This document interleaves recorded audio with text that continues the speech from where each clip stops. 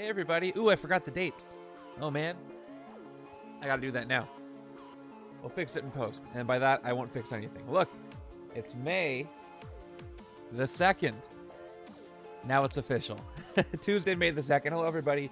We got a new setup to play. Well, depends on your definition of new. I'm playing another setup based on the tournament that is actively going on. We are in week 3. I posted these setups yesterday. Hello everyone. If you are in the tournament, of course, you have until end of day Pacific time on Sunday to submit your results. As soon as an entire pod is finished, I will post those results. What I've been doing is taking the top rated setup of each week and playing that setup on stream by demand. So that is what I'm going to be doing again today with week 2's most popular setup. Couple quick things. Programming note, I had to move Thursday's randomizer stream a little bit. We're going to be doing it on Friday at 12 o'clock p.m. Pacific instead of the normal Thursday at 4. I had something to take care of on Thursday evening. But we will still have a randomizer game and a randomizer league this week. That's going to be pushed less than 24 hours later. So that'll be fun. Off the Cuff, thank you so much for the resub. Hey, that's 2 years of Off the Cuff. Speaking of Off the Cuff, once we're done with the tournament, I will get back to doing some MCU streams and finally catching up using Off the Cuff setup. So thank you so much for that. Appreciate it. Excited to see who you pick because I thought that I picked the best but still got eliminated. Yeah, I'll be going over my picks. For that setup very soon. So that's happening with the randomizer stream, and I don't think there's anything else I got to mention. If you guys didn't see the Upper Deck news, they are giving away their 10th anniversary legendary cards now. I think it's with one card for each $29 you spend on their website. So if you're trying to get some of those cards, now is your chance to do that. And if a lot of people do that, I will probably... I don't know if I'm going to make a dedicated thread for people to trade those kind of cards. So people might get doubles of one. Maybe they could trade them. I don't know. But we'll see what happens. Oh, yeah, that'll be fun. I look forward to seeing the movie, too. And I'll make a dedicated thread for discussing that movie, too. I got a lot of dedicated threads to make. You dislike that it's random. I mean, that's usually how it goes with cards like that. At Gen Con, it was random for a lot of people who got it there, too. So it's the same way they did it before. But maybe people can trade for the ones they want, though. That's how these sets work. All right, let's go ahead and get into this setup. I'm going to go over the results from that last week. Let's pop in there. So here's the whole form and everything from last week's league, last week's tournament, and we'll go over this whole thing. So there is there we go. So this was Pod 13. Yep, this was Pod 13. And there's everybody who played. So it's Malekith the Accursed. Higher Singularity Investigations 2 with everybody you see here. I'll go over this setup in just a bit. Special rules. So the weird thing about this one is that there is an unveiled scheme, and obviously because... So in the tournament, you're not supposed to know what the unveiled scheme is before you reveal it, but obviously since I designed this, I know what the unveiled scheme is. Now, a lot of people won this setup before they even unveiled the scheme, so it may not even matter. Also, I tried my best not to look at the scheme again, even though I know what it is. I haven't memorized the entire text. So I'm not 100% on what exactly it says. I'm trying to look at it again. So it'll be interesting. But I will follow these regular rules and play it twice if I have the time, etc. I'm allowed to use the heroes from these 4 sets: Noir, Dimensions, Heroes of Asgard, Messiah Complex. I can use standard and special officers in the stack. There's standard and ex-students, sidekicks, and standard wounds. I didn't go through my sidekick or wound stack, so if I pull a Pet Avenger or a Grievous Wound, I'm just going to pull another one. I did go through the bystander stack, so that is all sorted out for me as well. And let's take a look at some of the comments. I didn't do this last week, but I wanted to look at some of these. So here's everybody from Pod 13 last time. You can see some of the heroes that were chosen here. We got Jessica Jones, Rictor, Thor, Multiple Man, Stepford Cuckoos, Strong Guy, Shatterstar, Ms. America, The Warriors 3, M and Man Thing down here. A lot of choices. And some repeating heroes. Some of the comments from last week. So Avatar was here in chat, won this one, who said, first I conceded at turn 7, had 3 twists and escape and dead HQ by that point. The second went a lot better. Jessica's rare took 2 twists, so I managed to win before unveiling. Cuckoos did all the work, however pricey side managed to get all 12 Mastermind VP. Off the Cuff was also here, said, I love Beta Ray Bill, I love Multiple Man, so it's great to use both of them in the same setup and have them both pop off like this. I won the exact turn the scheme got unveiled, and I was close to asking in the Discord what I would do if I won before the scheme got unveiled. I did put it in the special rules after that. And then Montax, who's here in chat, had worse luck. who chose M and Man Thing. I was so close to forgetting that M was an option, but I remembered to check the Master Strike link, save my game. I picked Man Thing for the teleport ability, and it paid off. The Warriors 3 would have been my other option, which was chosen by Mr. Tints up here. So a lot of great comments. I highly recommend you read all of those when you get the chance. Let me go ahead and go over the setup in a bit more detail, and then we will I'll tell you who my choices were. So here we go. We got Malekith as the Mastermind. We got Higher Singularity Investigations as the Veiled Scheme. And then the villain deck is Dark Council, X-Men, Noir. A lot of Investigate there in X-Men Noir. And then we got the Circus of Prime from Dimensions. A lot of people's favorite Henchmen as the Henchman. And the 3 heroes that I gave you in this setup were Luke Cage, Noir, Squirrel Girl, and Beta Ray Bill. Beta Ray Bill cares about being worthy and discard. Squirrel Girl does some cool switcheroo stuff. And Luke Cage Noir cares about cards that cost 4 or more. So here are my 2 choices. I did end up, again, when I choose my heroes, I don't look at the results list. I don't memorize what everybody picked. I look at it afterwards to say, oh, that's interesting. Montex's choice. Man Thing was mainly for teleport and hero class synergy. M seemed like a great choice because of covert and strength, plenty good options. I just chose poorly. I could see those choices working well as well, but I think I chose choices that I think are really going to help me out. So the first choice of mine to go with Luke Cage, Noir, Squirrel Girl, and Beta Ray Bill are Thor. I went with Thor. Pretty basic choice, though, to go with Beta Ray Bill, but for a couple of reasons. Thor cares about being worthy. I'm going to try to be worthy often. I'll do the predictions after I show you my choices. So after I go over my first and second choice, I will do the predictions so you have that knowledge. And the predictions today are going to be a little different, and I forgot to put those in, but I will. So here's Thor. The first thing that popped out to me is that Luke Cage Noir can investigate for Mjolnir, which is just a little thing, but that made me kind of happy if I can get that to work. And then Mjolnir cares about range heroes, and my second choice has a lot of range heroes in it. This will work great with Beta Ray Bill, of course, but we'll get to that in a second. So that's my first choice. Thor is my first choice. My second choice is Rictor from Messiah Complex. Like I said, lots of range triggers. I maybe can have them together. Shattering is going to be quite useful for a lot of villainous weapons out there, and the Singularity Investigators.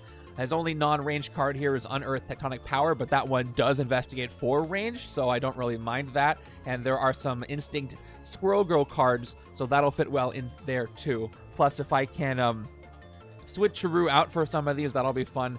So that's my second choice. I'm using Thor from Heroes of Asgard and Rictor as my 2 choices. And you can let me know what you think of those choices. I think they're going to do pretty well for me. And now let me start the predictions. So I forgot to put in the new text, so I'm going to go ahead and do that right now. This is going to be what was suggested. I think it was Scarlet Rhodey that suggested this last time. And what we're going to be doing, I decided not to go with Jessica. She's great. But these 2 stuck out to me real fast. I didn't want to overthink it. Plus, maybe if Dimensions is in another setup, I can use her later. Jessica is really, really good at investigating the villain deck. And with this setup, I'm not too worried about losing to the scheme. In another setup where I'm more scared of losing to the scheme and Dimensions is available, I might want to save her for that. But it may be a foolish errand because I may not see Dimensions in the rest of this thing. But we'll see. So the new prediction... Actually, let me pop up the old one just so you can see. But yeah, Jessica's a very good choice. Okay. So we're going to do... Where will Bagel rank? And I'm going to say top or bottom. And I'll put that up for 5 minutes. So what this means is... That is true. I never drop out. I'm not even in the thing officially. So this means that after I put in my score at the end of my game, am I going to rank in the top or the bottom of that pod? Instead of a win or lose, because, you know, it doesn't matter if you lose, if everybody loses in these pods. Where am I going to rank in this thing? And I think this is going to be a more fun way to do predictions. So 4 people say I'm going to rank in the top half. 1 says bottom half. Let me go ahead and go over the entire Mastermind and Scheme setup while this is going on. Oh, thank you for the hydration. I have a little sugar-free carbonated water nearby. That's my little treat today. Okay. Let's go. The Mastermind is Malekith the Accursed. Apologies for a couple of years ago when I said Malekith the Accursed. I still think Accursed sounds better, but I'm going to say Accursed. I think Rictor will work well. It just depends, obviously, on who shows up. So, Malekith has 8 attack. He always leads the Dark Council. His master strike is that he captures a villainous weapon from the city. It rounds down. It's as if there was going to be 11 people in there. So to get in the top, I have to get in up to 5th place. 6 is bottom. Where are we? I would have dropped to the lower level if I was in that, or I would have been out if I was in the bottom. Okay, yes. Okay, Malekith captures a villainous weapon from the city or from any player's control or discard pile. Then the Master Strike. This Master Strike enters the city as a villainous weapon called Dark Spear that gives +2 attack. When you gain a Dark Spear, it becomes a thrown artifact that gives +2 attack when thrown. I hope I get it. I love thrown artifacts. Those are fun. And then here is the Veiled Scheme. Hire Singularity Investigations 2. Set up 9 twists. Twist 1 to 4. If there are any Singularity Investigators in the city, stack this twist next to the Mastermind as a Dark Discovery. Whether you did that or not, investigate the bystander stack for a card and have it enter the city as a Singularity Investigator villain. It has 6 attack and fight. Rescue this as a bystander. Then KO one of your heroes. Then investigate your deck for a card with a recruit icon. Twist 5, this scheme transforms into a random unveiled scheme, do its twist effect. So luckily I have travel size awesome Singularity Investigator tokens, which you'll see when they enter the city, and I highly recommend getting those if you are interested in playing with those if you have a Messiah Complex. Okay, so that's the whole thing. In just a little bit, I will fill up the HQ after the predictions are closed. Right now, it looks like 6 of you say I'm going to rank in the top half, and 4 say the bottom half. I have to get in between 1st to 5th place in order to be in the top half. 6 to 11th is going to be the bottom half. But good question on that. And let me place everybody while we're waiting for that. When are you guys seeing Guardians? I think it might be out as early as Wednesday for some people. Then Thursday, Friday, Saturday. I'll do my dedicated thread for it as well, so I know we're going to want to talk about it. It'll be a opt-in thread, so no spoilers will be abound. Tomorrow at 6 p.m. Eastern. Nice. That's pretty soon. Okay, starting with the left hand. Using the Shield and Hydra, of course. That was at 5 or 6. That was 6. Just to differentiate, just so I don't confuse myself more than I already do. Oh, wow. Okay. That's going to be a bit of time, so I hope you can bide your time until then. Yeah, I wonder when... I don't even know when that's going to be. Thursday, okay. Not bad either. Okay, we got Hydra on the right, Shield on the left. It's all good. And predictions are almost done. I'll show you the Singularity Investigator while we're waiting. Here it is. They look pretty cool. So you can get these if you search. I can put the link in later, but that's travel-sized. Extra Life campaign. He's also got the Destroyed City Space tokens, which are awesome, as well as the Sentinel Prime and the Astral Plane. I'm hearing great. I hear you. Fair enough. Yeah. If I can beat Avatar Squirrel, I'll be in the top for sure because he ranked 1st place. But I don't have to beat him. I just have to get in the top 5. So we'll see. Going on Sunday. All right. I can't wait to hear what you guys think about it. I can't wait to hear what I think about it when I see it. But this is really cool. This is a really great token to have, by the way, because this non-existent villain has a lot of text on it. So it's very useful, more so than some other tokens you might use. And he also got the artist, Noel Lopez, for Messiah Complex to do these tokens as well, which is really, really cool. I think it's great. I didn't notice multiple men there in the front. But you'll see those pop up when it is time for those to appear. All right, predictions are just about to end, so it looks like it's going to be the way it looks right now with, here we go, they're closed. So 7 to 5, 78% to 22% of the points. We'll see how that pans out for you. Let's see who's starting in our HQ. Okay. We've got... Oh, wait. I didn't give everything a shuffle. Do you guys want me to do a villain deck, hero deck shuffle? I can redo this. I forgot to do it. Let me give you guys a courtesy shuffle because that's only fair. I would have loved to see Nut Punch there, but... I got to do a live shuffle so you know it's legit. Not that anybody suggested anything, but... Always better... Always safe than sorry, right? All right. Yeah, watch. I'm going to shuffle the twist on top right now. So let me put the hero deck out, then I'll shuffle the villain deck. So we got Stormbreaker. There's Nut Punch anyway. Oh, there's Find Tiny Friends popping out of the sleeve for some reason. We got Bioengineered Cyborg and Underground Cave-In. That's pretty good. Okay, reshuffle the villain deck. It's a pretty good HQ. I don't know what it would have been otherwise, but never mind. Yeah, somebody suggested that maybe It looks like this third acorn was added later on after a suggestion, but I can't be sure. But yeah, it's a great card. All right, shuffling up the villain deck, putting all the twists on top just for you. And there. All right, that's a fresh shuffle. I like what I see here. Let's go ahead and begin. Again, this is a tournament, so I'm going for a quick game. Probably followed by... actually, I'm going for probably equal amount of lack of escapes and a quick game, followed by trying to get points per turn here, a lot of VP. So let's see. Here we go. Turn number 1. Thank you so much for the bits, Premise. That is so many faces. Very kind of you come by. Thank you. Okay. Actually, before I keep going, let me make sure I have my... Oh, yeah, my music is on shuffle, which is great. All right, we're starting with the blessed 4 and 2, the standard 4 and 2. Let's see what is starting in the villain deck. It's... Oh! You guys know what happens, right? Oh, you know what? I'm going to let somebody in the chat tell me, because I know what happens. What happens to this villainous weapon? We'll see who's right. So Yarnbjorn shows up right now. No villains in the city. Malekith is right there. What happens to it? Let's see who can get this right. Okay. So Avatar says KO. Snatchcat says KO. Wenchwog says whiffs. And, yeah, goodbye. Yeah, you guys are right. It gets KO'd. I was expecting somebody to say that Malekith gets it, but that's not the rule, and I definitely made that mistake in the past, which is too bad, because I like using Yarnbjorn. So Yarnbjorn goes bye-bye. It gets blown up, and sad. All right, well, I've got 4 recruit here, and I can take almost anything. So I'm pretty sure I want to take Stormbreaker, but let me look at all my options. So Stormbreaker is not going to do anything yet, but it's a good pickup early. Don't have any recruit in the HQ right now, though. So you can't throw Stormbreaker unless you're worthy. It's a thrown artifact. To throw it, you must discard a card from your hand. You get +2 attack for each card you discarded from your hand this turn. That's a nice ramp. We got Nut Punch Squirrel Girl, who's got 1 attack, and Switcheroo 4, which means what I can do is I can take this card and put it on the... Let's see if I get this right. I haven't done Switcheroo right. I can take Nut Punch and put it on the bottom of the hero deck, and then take a card that costs 4 and put it into my hand. Or I have to look it up. I forget where the Nut Punch goes. I think it goes to the bottom. I don't think it switches out in the HQ.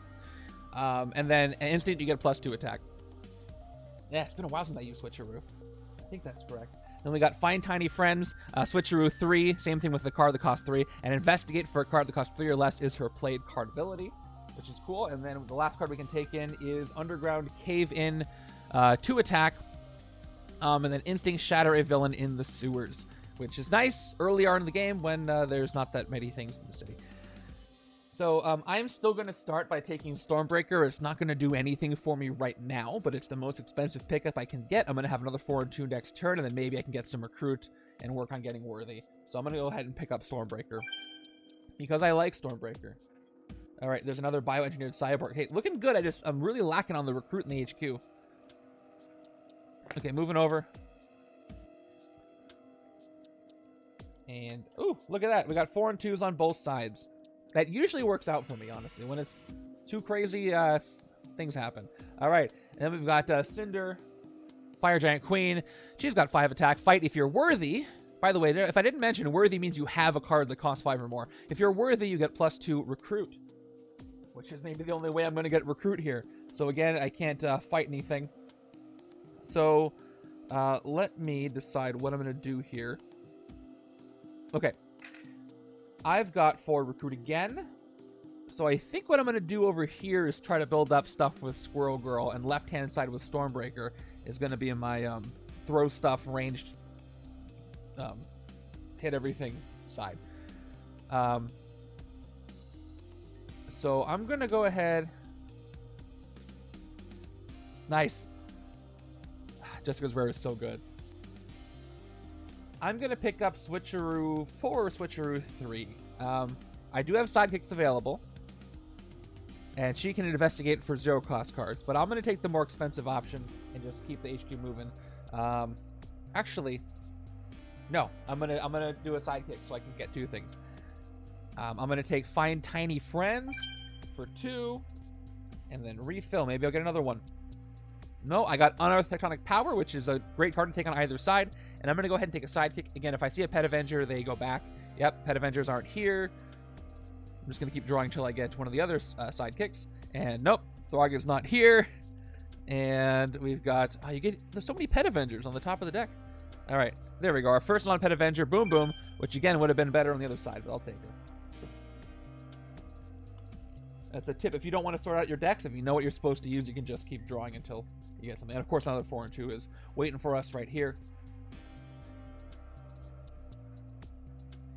I'm hesitant to KO any shield agents right now because I have officers available. I got special officers, but boy, there's not a lot of recruit in the HQ. All right, there's our first henchman, Circus of Crime. Circus of Crime have the fight effect, reveal the top card of your deck. If it costs 0, KO it, otherwise draw it. Speaking of KOing stuff.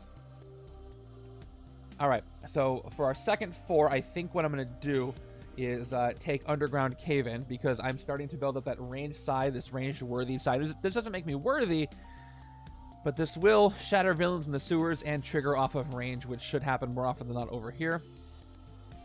Oh, nice. Yeah, I know what it's like to just keep checking your phone for that order, but enjoy it. It's one of my favorite sets. And I'm saying this with absolutely no knowledge of anything, but just based on the fact that it is the... I think World War Hulk might be the next set to go out of print because it never had a reprint. I think it's the most recent big box. And I don't know when they're going to run out. I don't know how many they made. But just logically, it seems to me that's the next one to go out of print. I have no idea.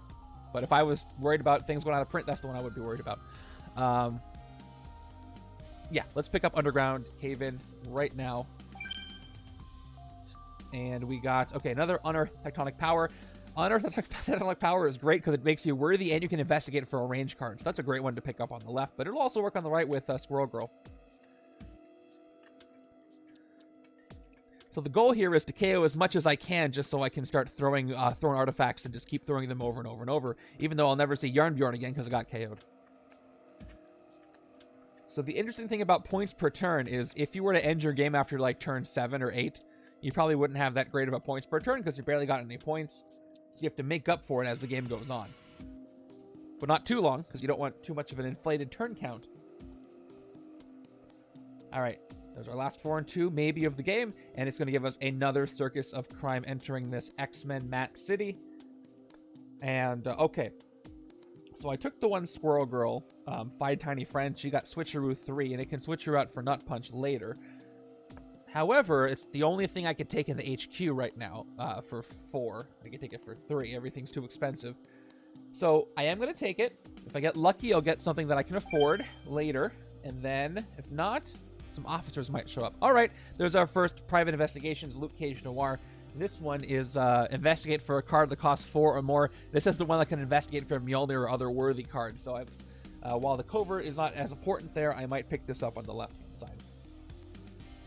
And the thing about investigate is if you throw an artifact, you can keep investigating with things and you can keep tucking cards, and that pushes and pushes up if you throw an artifact from the bottom of your deck if you keep tucking other things.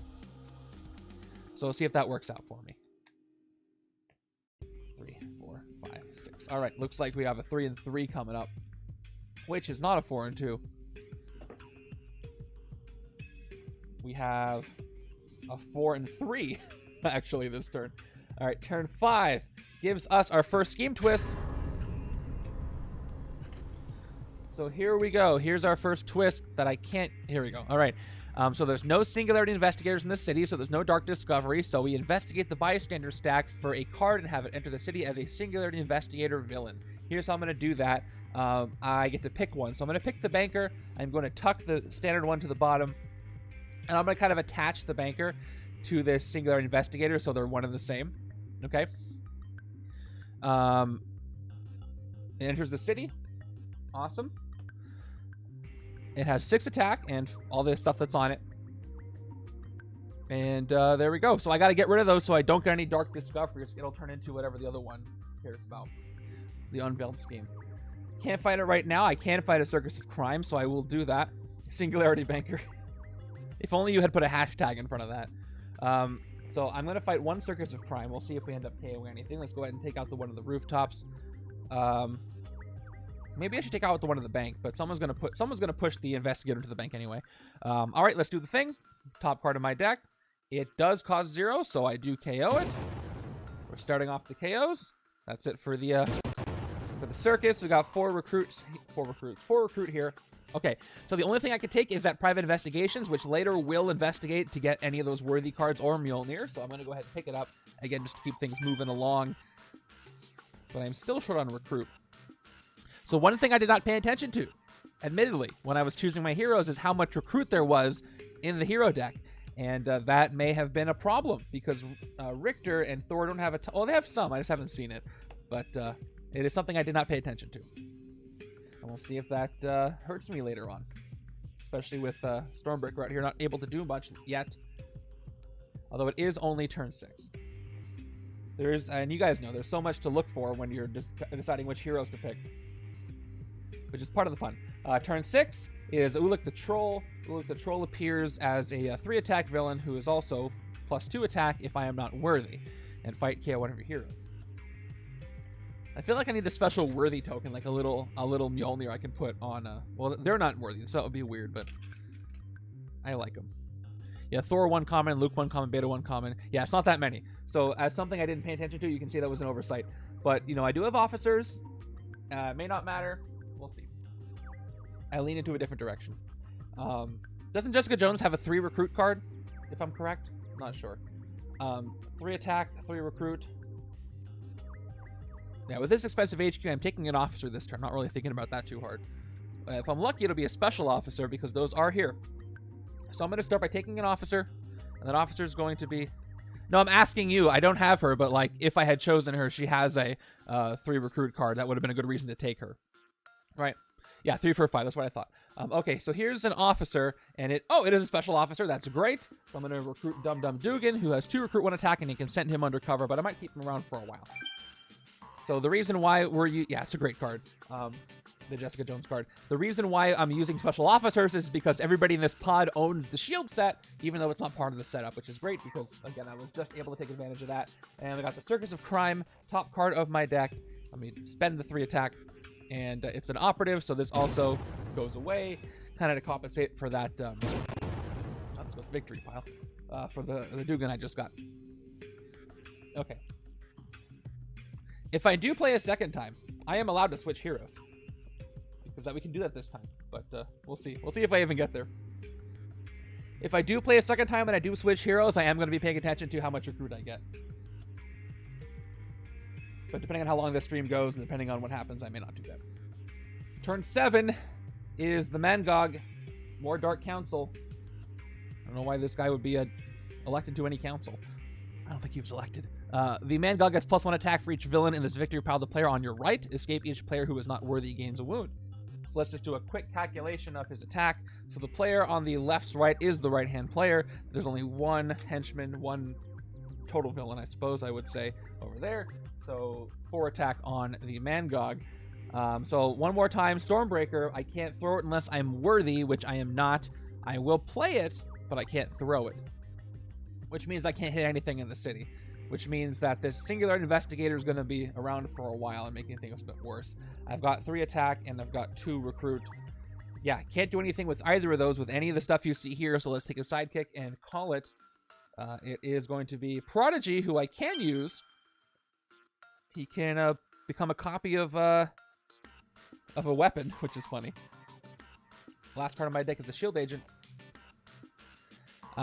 So far, I'm not super pleased about how it's going. I feel like I'm behind.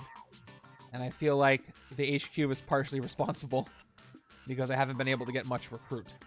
And I've got... This is the worthiest HQ I've ever seen, but it doesn't really help me if I can't recruit these things. Mangog with a totally 80-card villain. Yeah. I wonder if he would, in that context, be the strongest possible villain. I'd have to look at all the villains, but 4, 5, 6. Still not worthy, but I do have 4 recruit, and I can play a copy of Private Investigator, so we will see. We will see if I can salvage this. Once I get an escape, it's going to really hurt.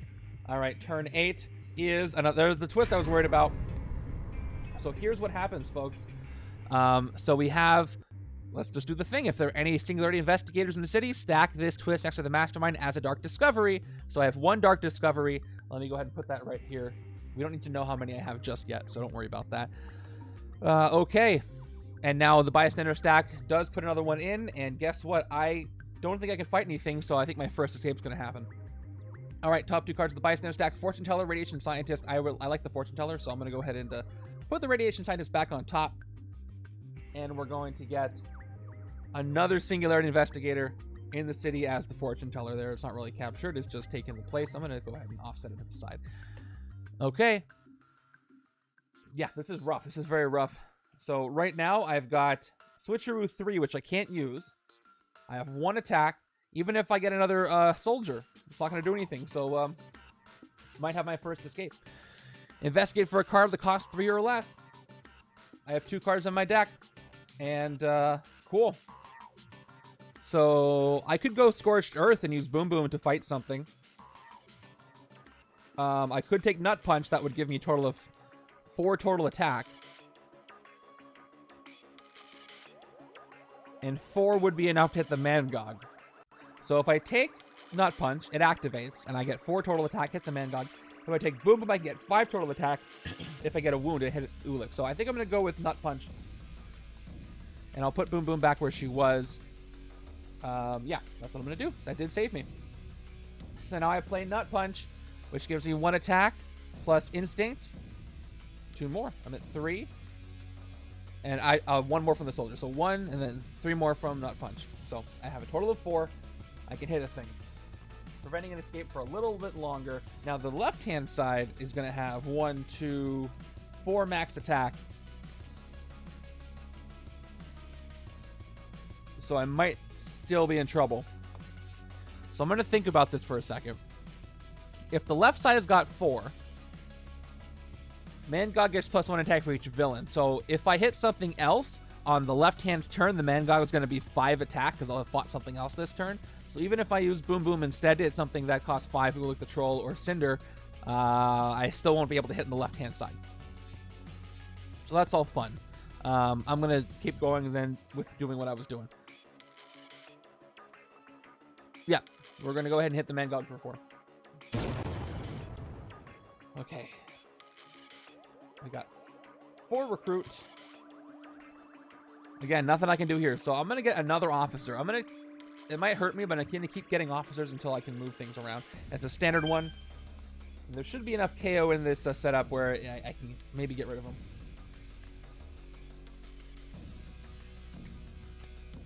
But yeah, these are some great cards in the HQ, but they're also expensive right now. I guess it shouldn't be that easy to be worthy, right? So it's kind of appropriate. All right, building up some attack. I like it.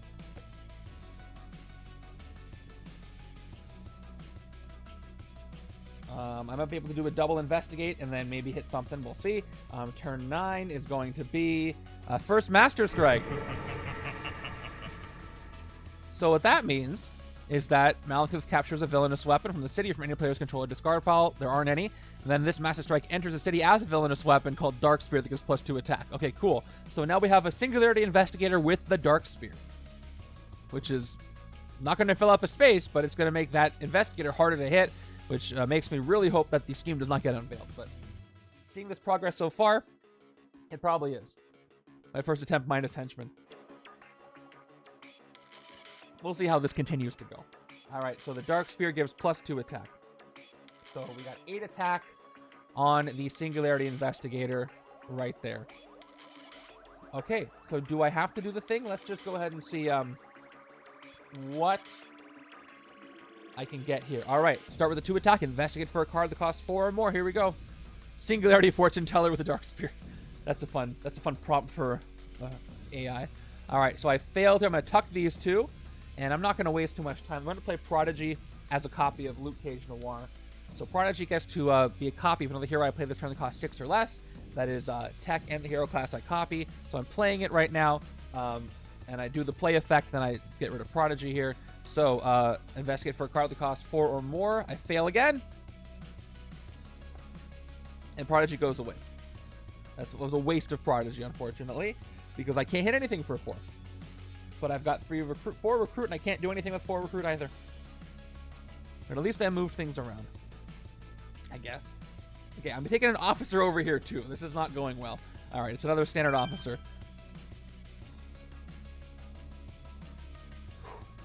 Okay, Rictor was almost there. But that was 4 or more, so I wouldn't be able to draw him anyway, but I did just move 4 cards around out of his way. So probably would have come up anyway.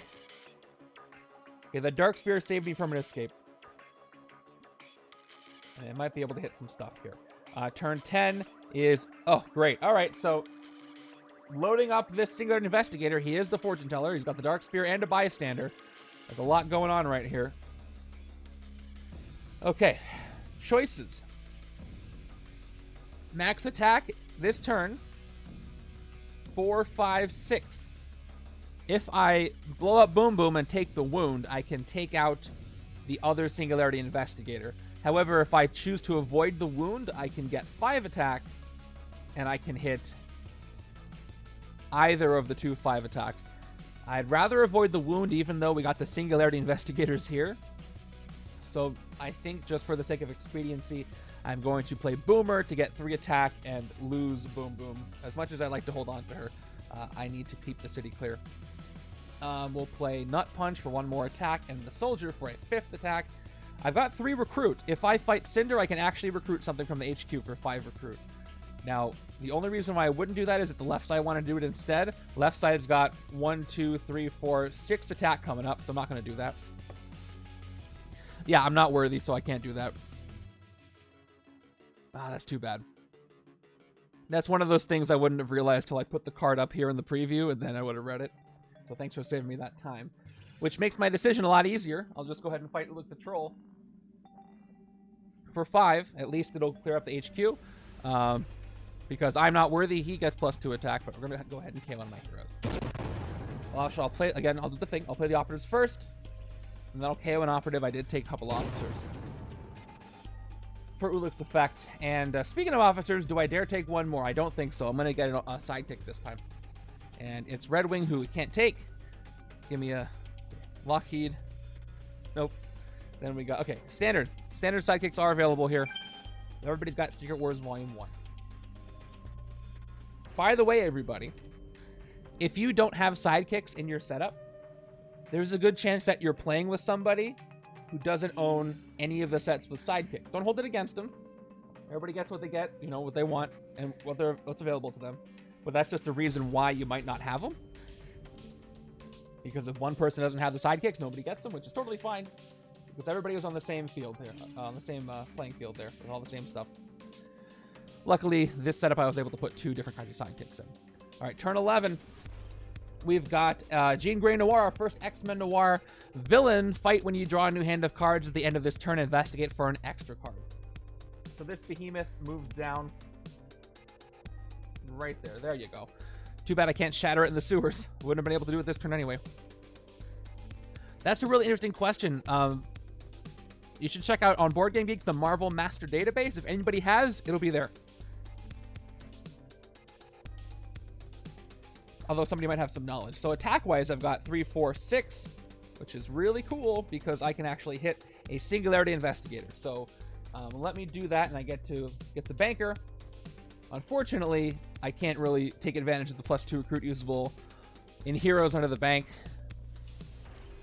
It'll kind of go to waste. Anyway, rescues a bystander, KO one for heroes, investigate for a card with a recruit icon. It'll give me something, but it might not be enough. I'll play my shield agent first before I do anything. We'll see what I got. Then I'll spend the 6.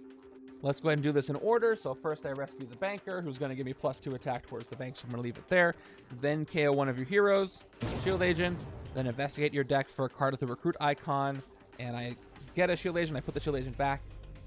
So, yeah. I'm a little short from getting what I needed. And this card doesn't do anything. It goes away. Because the victory pile just gets the bystander. This card is a token. It, you know, doesn't exist, really. Okay, well, unfortunately, too expensive. So, Banker can get out of here. Yeah, so, at another time I would have saved that move in order to recruit Beta Ray Bill, because I knew the Banker was there, but running out of time. If you investigated for an officer, it might have worked out. Yeah.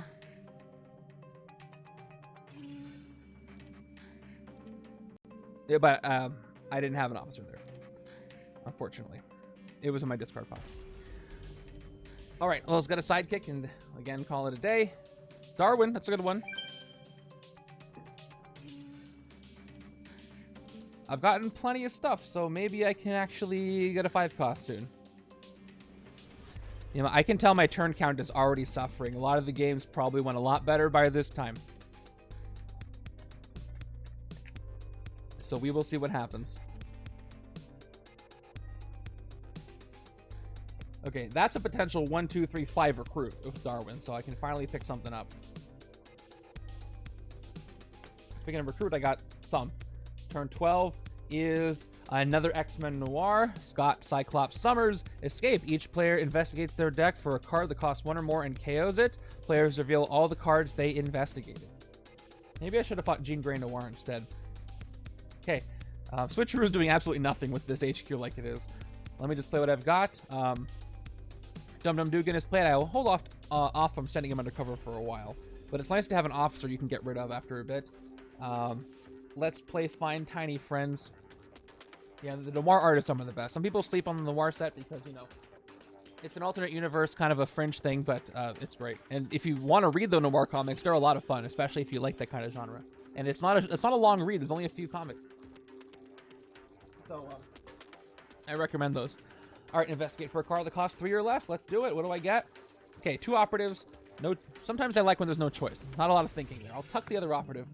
That's going to give me a total of 4 recruit. Still short 1 for what I wanted to do. And I've got 2, 3, 4. Yeah. It's crazy that a 4 and 4 doesn't do anything for the HQ or for the city right now. Yeah. It does nothing. Look at that. Absolutely nothing.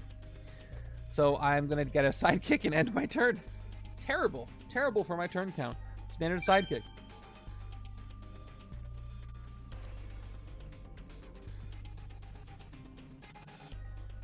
Things might actually work once I start picking things up, but you know, it's going to be a little late. Unless I can just get a really good combo. But I've missed it on like 4 turns of recruiting so far. There we go. There's 5 recruit. I got 5 recruit on both sides for the first time in a while. Or at all. Especially with a Mastermind that doesn't like make you discard cards or anything. It seems like it's taking a while. Turn 13 is another twist. Boy, I hope this does not unveil, because once again, I could get rid of this super buff with a Dark Spear Investigator. So there is one there. So we got a second Dark Discovery. Stack it right over there. And then another bystander comes in as a Singularity Investigator. So we've got... I'll take the Radiation Scientist. I will tuck the other bystander. Investigating the bystander stack is pretty fun. And another one comes on in. Here we go. As the Radiation Scientist. Whew. Okay, well. I have a choice to make. I now have a full city. So depending on... I'm going to do this. I'm going to play my 2 attack, Rictor. I'm going to play 2 of my agents. Now I have a choice to make. I can either get a total of 5 attack, because the way Darwin works is you get +2 for the symbol of the card, the symbol that the last card had. So +2 attack or recruit, or both of you have 2 symbols, but I don't. So I can get 5 attack and hit something in the city and end up with only 3 recruit, or get 5 recruit and only 3 attack, which is going to cause an escape. As much as I would love to get a 5-cost hero from the HQ, I really don't want an escape, so I'm going to go ahead and have to get my attack instead, which is kind of a bummer, because I was going to get something that cost 5. So let me play my Trooper for 3, and then Darwin, let me show you. Yeah, she would, so at the very least I can fight her. If I fight Cinder, again, I'm not worthy, so I can't do anything there. So I'll fight, use Darwin if it has an attack icon. The last card you play, you get +2 attacks, so I'm up to 5. And then the Shield Agent will be my last recruit. Darwin actually goes away. And, yeah. So let me go ahead and fight Jean Grey as the strongest villain I can actually fight and get the effect from. So when you draw a new hand of cards, at the end of this turn, investigate for an extra card, which is pretty good, especially with a full deck. So I will take her out and do that. And for 3 recruit, I am going to take 1 more officer just because look at this. I was hoping for Fitzsimmons. When I start taking a whole bunch of officers. You know it's not looking good. Okay, so let me go ahead and get my 6 cards first. And now I investigate for the 7th card. And they're both troopers, so I take a trooper, I leave a trooper. You know, like the pennies. Moving over. I'm still not worthy. Stormbreaker's just sitting over there, not able to do anything. It's fun. It's sitting there upside down. Nobody can pick it up. Nobody can pick it up. It's collecting dust at this point. Turn 14 is our next Circus of Crime that I can't fight this turn. So as much as I've been trying to avoid it, I'm pretty sure next turn is my first escape. I really tried. I've got 5 recruit though. So I can take something. I can take Bioengineered Cyborg. Let's look at our options here for the right-hand side. So Bioengineered Cyborg, 3 attack. You may discard a card. I can't believe it took until turn 14 where I could show you these 5 costs. You may discard a card. If you do, draw a card. Then we got Divine Lightning Thor. Well, Thor and Beta Ray Bill have expensive commons. That's my fault for choosing them. Also, Rictor, this is also a common of his. Yeah, if one of those 3 comes up, I'll be safe, but I can't guarantee any of that. Yeah, so the thing about choosing Rictor and Thor is that they both have expensive commons, and that's something I overlooked, obviously. So Divine Lightning, 3 attack, you get +1 attack for each other card you play this turn that makes you worthy. And then we've got Unearth Tectonic Power, which I think is going to be my choice over here. Investigate for a card that's ranged and or instinct that can get the Squirrel Girl cards I brought up. So I'm going to go ahead and pick up Tectonic Power. Gives me less recruit than Beta Ray, but still. Okay, give me something cheap. All right, that's better. There's the recruit card. There's a cheaper card. Test the Virtue. I got 2 attack. I can't do anything, so I got to hope for no escapes. Otherwise, not much I can do about that. Here's my next hand. I got some card draws. I can switch Rue into Test of Virtue if I feel like it. Maybe. I don't know if that was the switcher with 3 card. I didn't really look that long. Okay, here we go. Turn 15 is... Nope, we have our first escape. That's going to hurt me. So, Cinder's going to escape. Who is going to get KO'd? I think I got to KO somebody that's more expensive to open this game up a little bit. Otherwise, I would have KO Test of Virtue. But I'm going to get rid of one of the Bioengineered Cyborgs. Okay. And there's my first escape. Just carving into my score there, into my rankings. That is not great. So Warden Emma Frost comes in. She's got Escape. Investigate the villain deck for a scheme twist and play it. Reveal all the cards you investigated. I do like that villain group quite a bit. Let's do our Investigate. Once again, Luke Cage Noir. Private Investigations. I have 1 card in my deck, so if I do this, it'll be a reshuffle. So I probably want to recruit before I do this. So I've got 3, 5 recruit. Now let's see. I think Divine Lightning... Well, Divine Lightning cares about other cards that make me worthy, and that's not going to happen yet. I have more ranged cards than I do cards that make me worthy. So I'm going to take an Tectonic Power over here first, so I can investigate some more, and then use this card to trigger Stormbreaker. Okay. Oh, there's another Cyborg. So I'm going to go ahead and now play Private Investigations. So the first card in my deck is a Shield Trooper, and now I reshuffle. So I could end up with that card I just recruited, which would make me worthy and would let me throw Stormbreaker. But Stormbreaker cares about cards you discarded from your hand, so without cards like Bioengineered Cyborg, it's not going to do that much. So I will be taking those when I have the chance. Even though I took Rictor first for logistical reasons. Alright, second card is Shield Agent. I'm tucking them both. They both do not cost 4 or more. That gave me 2 attack. I got 2 more. Alright. So I've got a henchman I can fight, thank goodness. Let's fight the Circus of Crime. You know what? Before I do this, I tucked these 2. I didn't reveal anything. I think I want to put one on top so I can KO them for sure. So let's just tuck the Trooper. Let's KO the Agent. I did get an Officer before we do this, and then we'll fight the Circus of Crime. Yep, or the top card of your deck. It's that card I now said I put there. That gets KO'd. I could have drawn something, but rather do the KO right now. Okay. So let's see what I would have drawn. Would have been a Shield Officer. Okay. Unfortunately, Underground Cave-In doesn't trigger off of Tectonic Power, but maybe I can draw a card that does. We'll see. Actually, hold on. Before I move on, I know what that card is. I have 1 card in my deck, and the 5 cost I just recruited is not anywhere, so it's got to be that last card in my deck. So when I draw it, which is arranged with Tectonic Power, it's going to let me throw Stormbreaker, which is going to be good. Turn 16 is another Circus of Prime. Why couldn't those have shown up earlier when I was worried about escapes? I mean, I'm still worried about escapes, but you know what I mean. Let's draw. Hold on. Before I draw, I have to figure out if I'm going to Switcheroo or Investigate. I don't think I want Test of Virtue. I'm not going to be worthy enough over here to make that work. Hey, thanks for the follow. So I'm going to probably play Find Tiny Friends. So let's investigate before we use the sidekick because I might set up my draw. So I'm going to play Find Tiny Friends, investigate for a card that costs 3 or less. And I'll take the operative. I'll tuck the other one. And we'll play the sidekick now for 2 more draws. 1, 2. Okay, sweet. Now when I play Nut Punch, I get again. I could switch through for Private Investigation.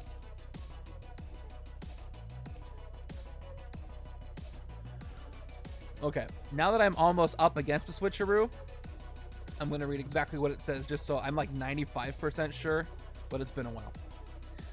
Okay, yep, you can reveal this card from your hand and put it on the bottom of the hero deck. If you do, you may put a hero of the specified printed cost from the HQ into your hand.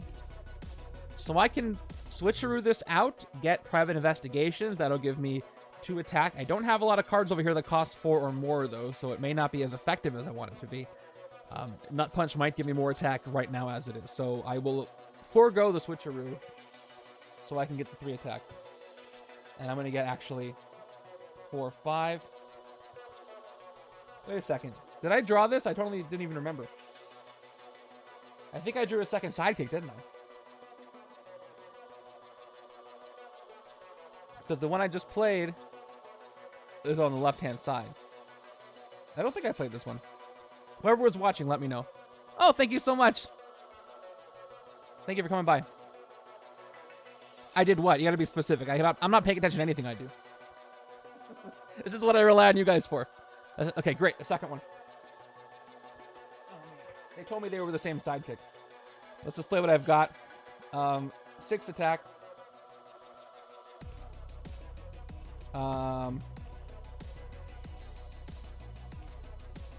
And I get to play this sidekick. I drew 2 cards with the first one properly, right? I know I did because I have 1 card left in the deck. So the thing about this second sidekick is that I have 1 card left in my deck. So hold on. Do I really have... I have 4 recruit. Okay. And a sidekick I haven't played yet. I've got 1 card in my deck. What am I going to fight before I do this? I got a lot of options for 6. So let's see. The first option is no fight effect at all. Second option is the Radiation Scientist that KOs a hero or one from my discard pile. And then I get to investigate again.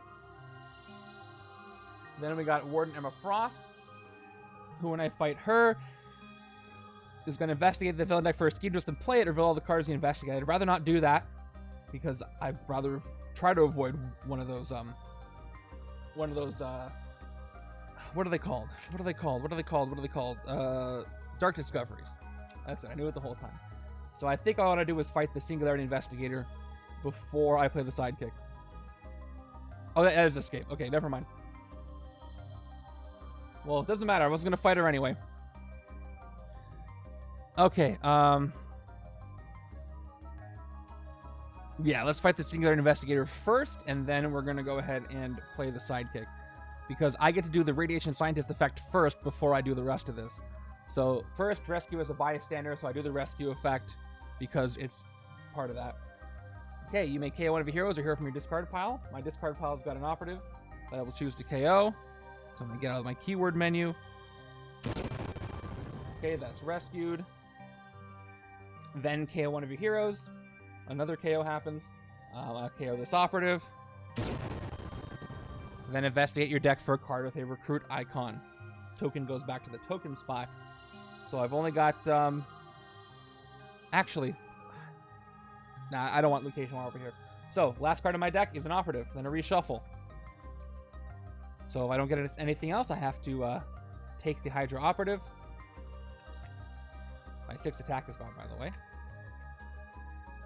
Okay, I will take the shield officer. Tuck the operative. I'll play the sidekick now for 2 more cards drawn. 1, 2. Okay, so I'm going to play the officer. I'm at 6 recruit.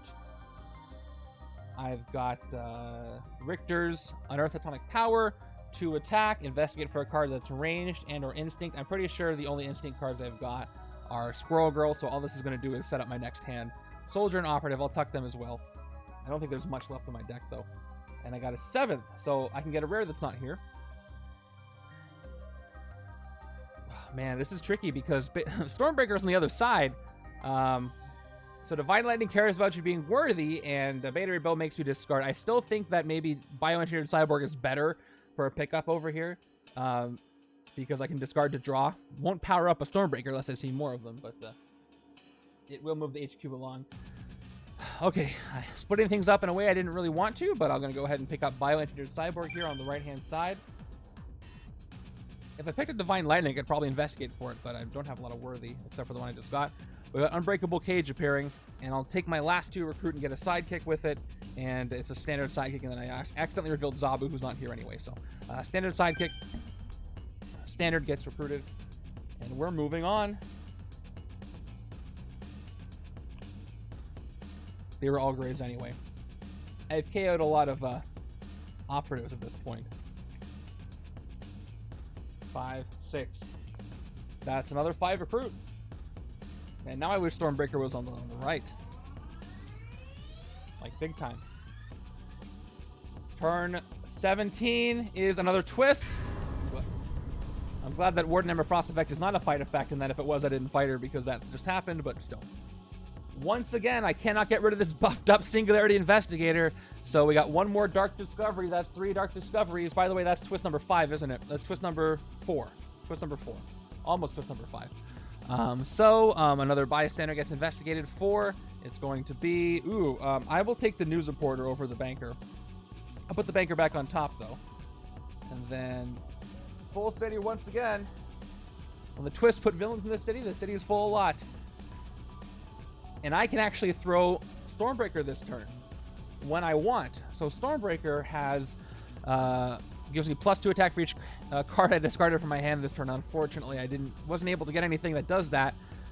So it's only going to give me +2 for the card I have to discard to throw it, which is kind of a bummer, really. Let's start with Unearth Tectonic Power to see what I can find. 2 attack, investigate for a ranged or instinct. Ooh, I only have 1 card in the deck. Oh, I know what it is. Again, it's going to be that. The 5 cost. Was it a Divine Lightning? It was something. As far as recruit right now, I have 4. So I could pick up a Private Investigations first. But the card I'm going to draw... Oh, wait. Maybe not. Hold on, what's in my discard pile? Didn't I take a 5 cost? Or I took Unearth Tectonic Power? Maybe I didn't take a Thor. Maybe I'm just completely confused. I guess I didn't. I don't know what I'm thinking of. Okay. I just took Rictor instead. Yeah, that was my 5 cost. I'm mixing up my hands. So I've got 4 recruit then. Before I investigate... Alright. I don't think I have any cards that are ranged or instinct that are going to give me recruit. So I might as well do a recruit now. Let's go ahead and pick up Private Investigations. So I'll play my 4. I'll spend my 4. I'll refill the HQ. There's Squirrel. How does it say? Guilty? Squirrelagility? Squirrelagility. Man, it's been a long day for me. Can you tell? There. I did the recruit. Let's play Unearth Tectonic Power. Gives me the 2 attack. I investigate. My first card is a Trooper. Let's see what my second card is going to be. Squirrelagility. Why was that so hard for me to say? Well, that one can switch Rue into 5, which is going to be good. And a 2 troopers, so nothing. Tuck them both. Underground Cave-In does nothing. And the Shield Trooper gives me 1 more attack. I can now I can take that back and throw Stormbreaker, discarding the Trooper for a total of 6 attack. And I might just do that. So instead of playing the Trooper, let me actually throw Stormbreaker. Because I am worthy. I must discard a card from my hand, a Trooper. And I get +2 attack for the 1 card discarded from my hand. So now I'm up to 6. I'll put Stormbreaker on the bottom of my deck. And we'll hit something. If I hit the Singularity Investigator in the sewers, it'll let me draw a card. Everything else has an escape effect. So let's do that. We'll do the whole series of events that they have you do. Starting with rescuing the bystander. News reporter says when you rescue this bystander, draw a card. So I will do so. And it is Private Investigations. Nice.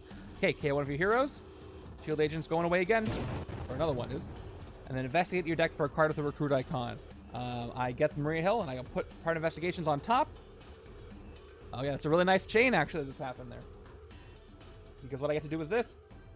I get 2 attack.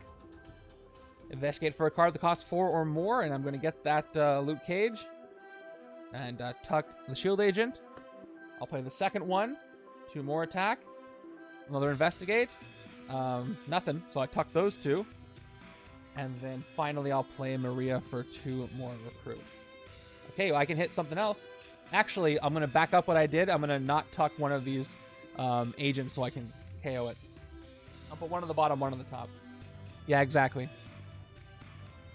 Yep. We are on the same page. So I'll fight the Circus of Crime. Top card of my deck costs 0, of course, because I put it there on purpose, and then we get to KO. Goodbye, Circus. All right, and I'll get a sidekick for my final 2, and it is a standard. The games are going so-so. I'm stalling out a lot. I got recruit locked pretty early. My hero choices, in theory, were pretty good as far as effectiveness, but as far as available cost and recruit on their cards is not great. So I'm suffering a little. It's turn 17, and I haven't really made much progress at all. I have already had 1 escape, too, so this attempt is not really going that well, in my opinion. All right, turn 18 is a Master Strike. So once again, we got a Dark Spear. Let's do it in order. So Malekith gets a villainous weapon. Luckily, none are out because this one never left. Oh, hold on. Yeah, from any player's control or from discard pile. And then we got another Dark Spear coming in. That's going to go to Warden Ember Frost. So she's wielding the spear. That gives +2. A lot of Dark Spears. A lot of nonsense. Let's go. 4 attack. Can't hit anything. Does it say from city? Oh, yeah. I totally didn't read the city part. That's what I thought when I was reading it, but then it says, oh, it players control a discard pile. Okay. That's a good thing. That's a good thing. He's going to take it away from the investigator. I'm happy about that. Kind of. Yeah, I'm missing a lot today, so I appreciate that. 2 attack on there. I'm not as sharp as I usually am. Alright. So... yeah, that's something.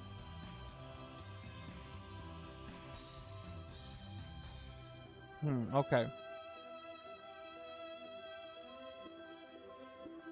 Why did I have my 4 cards played already? I'm losing my mind here. So I should have 4 attack and 3 recruit, right? And Warden Ember Frost has 1. We're all good, right? All right. So as far as hitting something, I can't hit anything.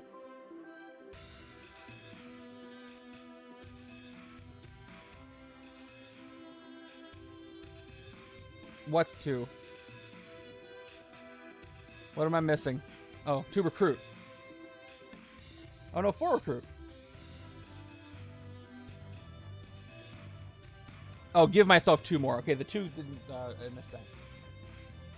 I'm at 4 and 4.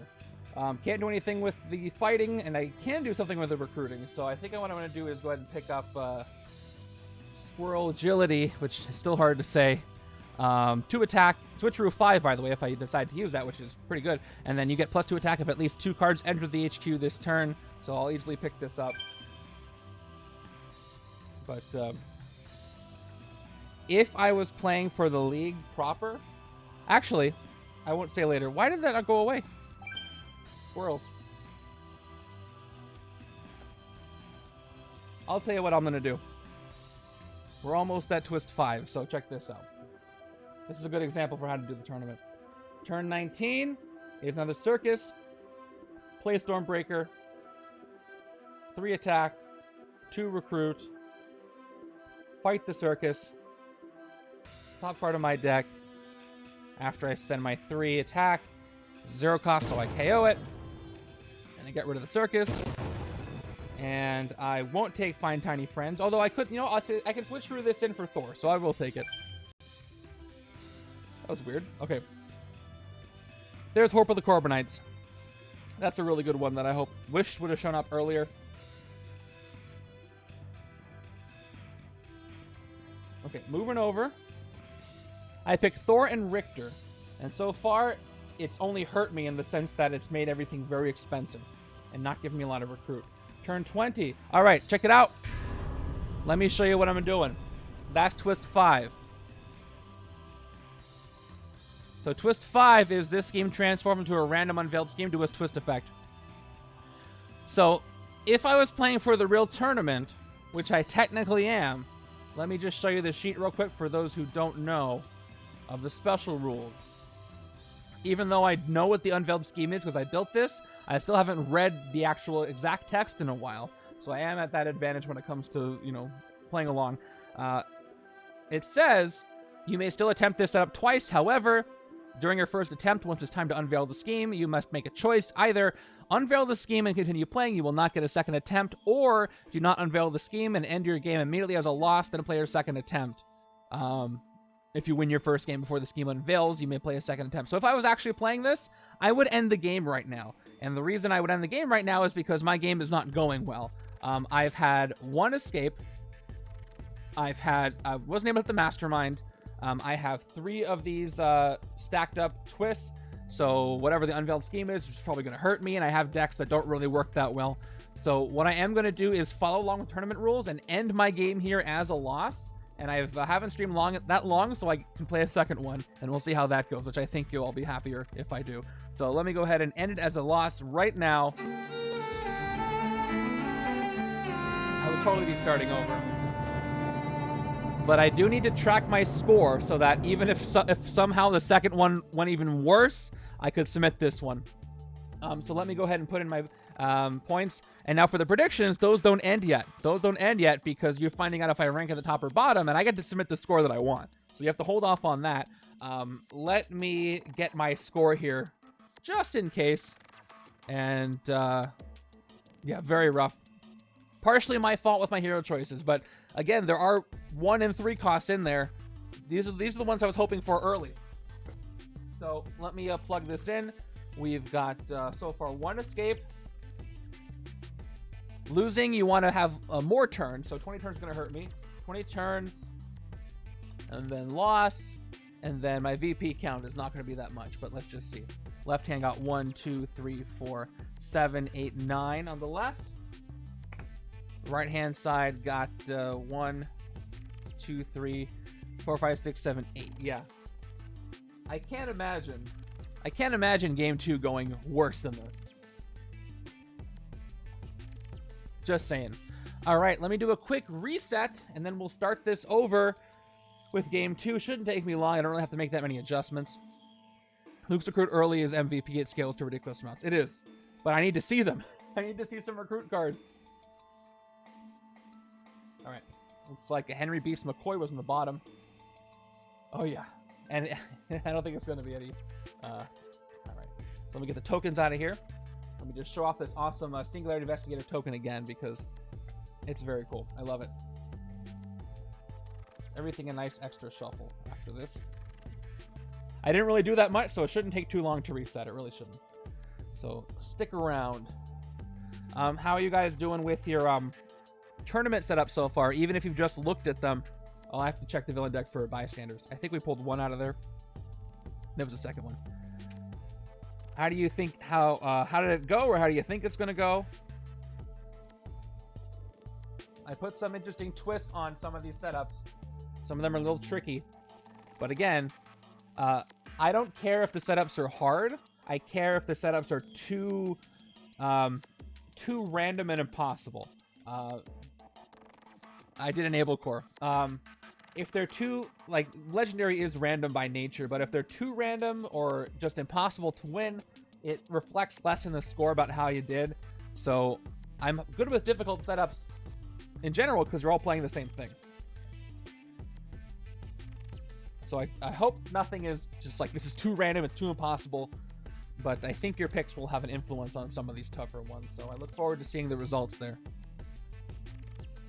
If core is enabled for you, that means that the people in your pod, which I had some control over, but not all of it, the people in your pod didn't have more than 3 shared expansions, so I had to throw core in there as well. Overconfidence is the enemy for pod 20. Yeah. Who are you? And I don't recognize the name, so are you somebody in the tournament that's a different name? Some people have different Twitch names. Or if you just looked at the pods. I don't know. I really don't know. Identify yourselves. Oh, there you are. Okay. Awesome. Thank you. Nice to put a name to the name.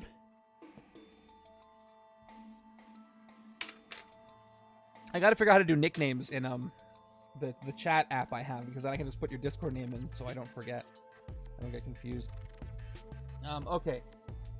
Squirrel Girl goes back. Maria, I don't know what you're doing here. Hello, welcome. It's time to start my second attempt. I did the unveiled scheme thing and then aborted this attempt, and I'm going to try a new one. All right, let's get this bystander stack all ready. There it is. Going to do another stack shuffle because all these twists are stacked up. There's some really cool things I can do with this hero combination. I just need, you know... I was lucky by getting Dum Dum Dugan, but that's probably not going to happen again.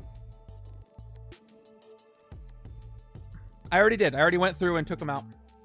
So I have to put 2 in. But yeah, good call on that, though. And yes, thank you. I must stay hydrated. It's getting warmer and warmer. Now, by the way, if you just got here, you didn't catch it, I had to move the randomizer stream normally scheduled for Thursdays at 4 p.m. Pacific. This one's going to be Friday at 12 p.m. Pacific. So I hope to see some faces that I haven't seen in a while, names I haven't seen in a while, that can't make it to the later time. Should be interesting. I just wanted to make sure I fit that in so we have a randomizer league to play. All right, let me put this face down. Let me add 2 mystery bystanders from the shuffled up bystander stack. We are just over a week away, by the way, from Midnight Suns. Hope you guys are hyped for that. It looks really good. I'm going to be, as soon as I'm able, I'll be streaming some games of Midnight Suns. And they'll kind of be blind playthroughs for me, for the most part. I haven't had it yet, but if I get it early, I'll try to look through it before. But I usually don't play before my streams. Usually. That should be a good time. But tomorrow should be the last blog post. I think we're going to find out something about the Mastermind. Lilith is probably one of the Masterminds, and I think that's the only one we're going to find something out about. I think, as usual, Hero 5 and Mastermind 2 are going to be a mystery until release. And we'll see who was right, who got it, at the end of that. All right. Sidekick's getting shuffled up. While I'm shuffling this stuff, I want you to tell me, if you are so inclined, tell me your favorite, Dominate's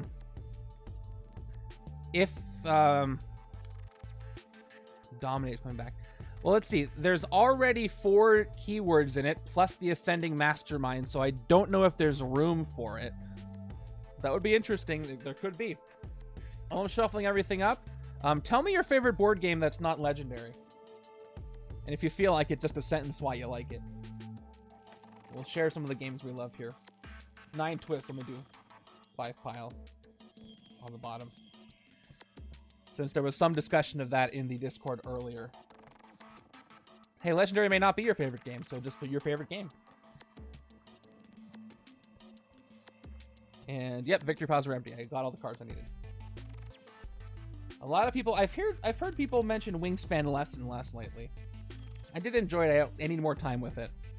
It's a beautiful game. I just hasn't caught me. Dead of Winter or Wingspan? Yeah, there's Wingspan. There it is. I haven't played Dead of Winter. Arkham Horror LCG. Yep, you said that. I've played the Arkham Horror. I know there's several Arkham Horror games. Just I think the one that I think of when I think of Arkham Horror, but I haven't played the LCG. Quacks of Quedlinburg. Push Your Luck game. Exploding Kittens. I have played that one. Dead of Winter. Not board games exactly, but MTG and D&D. Played both of those, of course. Marvel Champions for Avatar, and then Arkham Horror LCG or Ark Nova. Sleeping God, so much story, just not enough time. Oh, is it? So is it the amount of story that like Gloomhaven has, or is it just different? Obviously, I love solo games, but I'll play anything. I'll find some people. All right. I say bump everything. All right, let's get the hero deck shuffled up, and then I'll do a proper seven pile shuffle to make it different enough, and we'll jump back into it. Yeah, there's a good chunk of overlap with people who like Marvel Champions and Marvel Legendary. I own the core set, the base set of Marvel Champions. I played it a couple times, and I enjoyed it. I haven't played it enough to really just, get into it, and I haven't played any of the expansions, and I know there's a lot. It's just, I think part of me is a little intimidated by the deck build aspect of it. I did play some Versus System 2PCG, and I built some decks there, and that was fun. But I feel like I'd really have to play a bunch of pre-con decks to really understand how the game works more before I did that. And second, I'm afraid of another, buy everything thing with Marvel Champions, because there's so much. I enjoy seeing the content that's coming out, like the New Mutant stuff. But, oh man, if I get into the Marvel Champions, I'm going to get into Marvel Champions, and I'm very terrified for myself, for my time and wallet, if I do that. Legendary, I mean, I'm not done with Legendary, and it keeps going, and I keep playing it, and I just did like 300 streams, so maybe someday. Gotcha. Yeah, I would probably do the same thing, and then when I felt confident enough, I'd build some decks for it. It's kind of fun to have a deck building game, or not a deck building game, that's what this is. A game where you build decks ahead of time that you play cooperatively. It's pretty cool. And I do really like how you play as a hero. That's a lot of fun. All right. I think we're good. Enough talk. We're going to reset all the numbers, reset all the things, and start attempt number 2, I hope, with a more forgiving HQ. So let me get my left hand and right hand starting deck set up. I hope you guys are enjoying these playthroughs. And by the way, I don't talk about this that much, but I have in the Discord, I have a channel called Server Suggestions. So if you don't like something I'm doing, or you really like something I'm doing, but you think it could be a benefit from being a little bit different or whatever, just shout it out in there, and I will look at it. And if it's something feasible, I'll be happy to change it or add it or see what I can do. Always trying to improve things. Even if it's nitpicky, I want to hear it, because it might be something I can fix easily. If not, I just don't do it. It's easy. Okay, moving on. Let's see who's in our HQ. Hoping for some good things. We are starting with... Okay, follow Big League's Luke Cage Noir. Oh no, I don't like where this is going. Okay, a slightly cheaper Rictor Underground Cave-In again. Nut Punch. And, alright, there we go. There's Horp of the Corpinites. Long day. Hope of the Corpinites. I really hope we see Beta Ray Bill proper in the MCU soon. I mean, I want to say he's hard to animate, but they've, that's what they do. That's what they do. Okay. I got some recruit. That's a little different. Yeah, that's different than before. So let's see if that lends to a success. Here we go. Second attempt. Turn 1. Begins now. And we are starting with not a 4 and 2, but a 5 and 1. There we go. 5 and 1. That was a 1 and 5. For people who like me, who read left to right. Turn 1 is our Circus of Crime. And we got a Henchman at the beginning. All right. I don't know why we're doing that, because we know what they do. That punch is back. And I can start by getting a 5 cost. So that's great news. Let me go ahead and pick up Bioengineered Cyborg. And now the left side is suddenly a Beta Ray build deck. Now I hope I see Stormbreaker, because now I want Stormbreaker. I got Stormbreaker on turn 1 last time, and now I'm getting the other, not the other card, but Bioengineered Cyborg. This will give me some nice early attack as well. Let me pick this up and move on. Another Nut Punch. More switcheroo happening. I can switcheroo into follow big leads. I see some potential here. And I'll have some good attack next turn. Another... Okay. That's a 4 and 2. 4 and 2. Oh, I counted wrong. Yep, 4 and 2. I'm like, what, 5 and 2? That's too many. No, we're good. 4 and 2. Turn 2 gives us our first Master Strike. So what happens is the Circus gets a spear, and that's not good. Could be a lot worse, though, really. Now they're only 5 attack. So, who is actually holding the spear? Is it one of them? Are they all collectively holding the spear? Something like that. They've got a Dark Spear. It's only 5 attack. I should be able to manage it. Hopefully before they escape. Okay, I've got 4 recruit. I think I want to take follow big leads. We've looked at the rest of these cards this stream except for these two. It's under that. It doesn't look like it, but they pull out the whole thing. Let's look at the two cards we haven't seen yet. Follow big leads as 2+ recruit. You get +1 recruit for each other card you played this turn. They're just juggling it back and forth. Oh, you guys are amazing. All right, you get +1 recruit for each other card you play this turn that costs 4 or more. This is going to work really well with a worthy deck. That now that I have Beta Ray Bill on the left, I kind of want that side to go in that direction. Although recruit is recruit, and the only other card that I haven't seen yet this game is Hope, or recruited yet. There's Hope of the Corbinites. 2 recruit to play this, you must discard a card. Then if you're worthy, draw a card. Okay, how do I want to play this? Yeah, it does. But that's the thing. If I'm if I'm leaning into the worthy on the left-hand side, I don't want to take follow big leads on the right. So I think what I might want to do...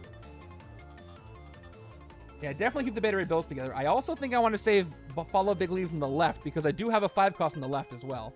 It's going to be a while till I can get it.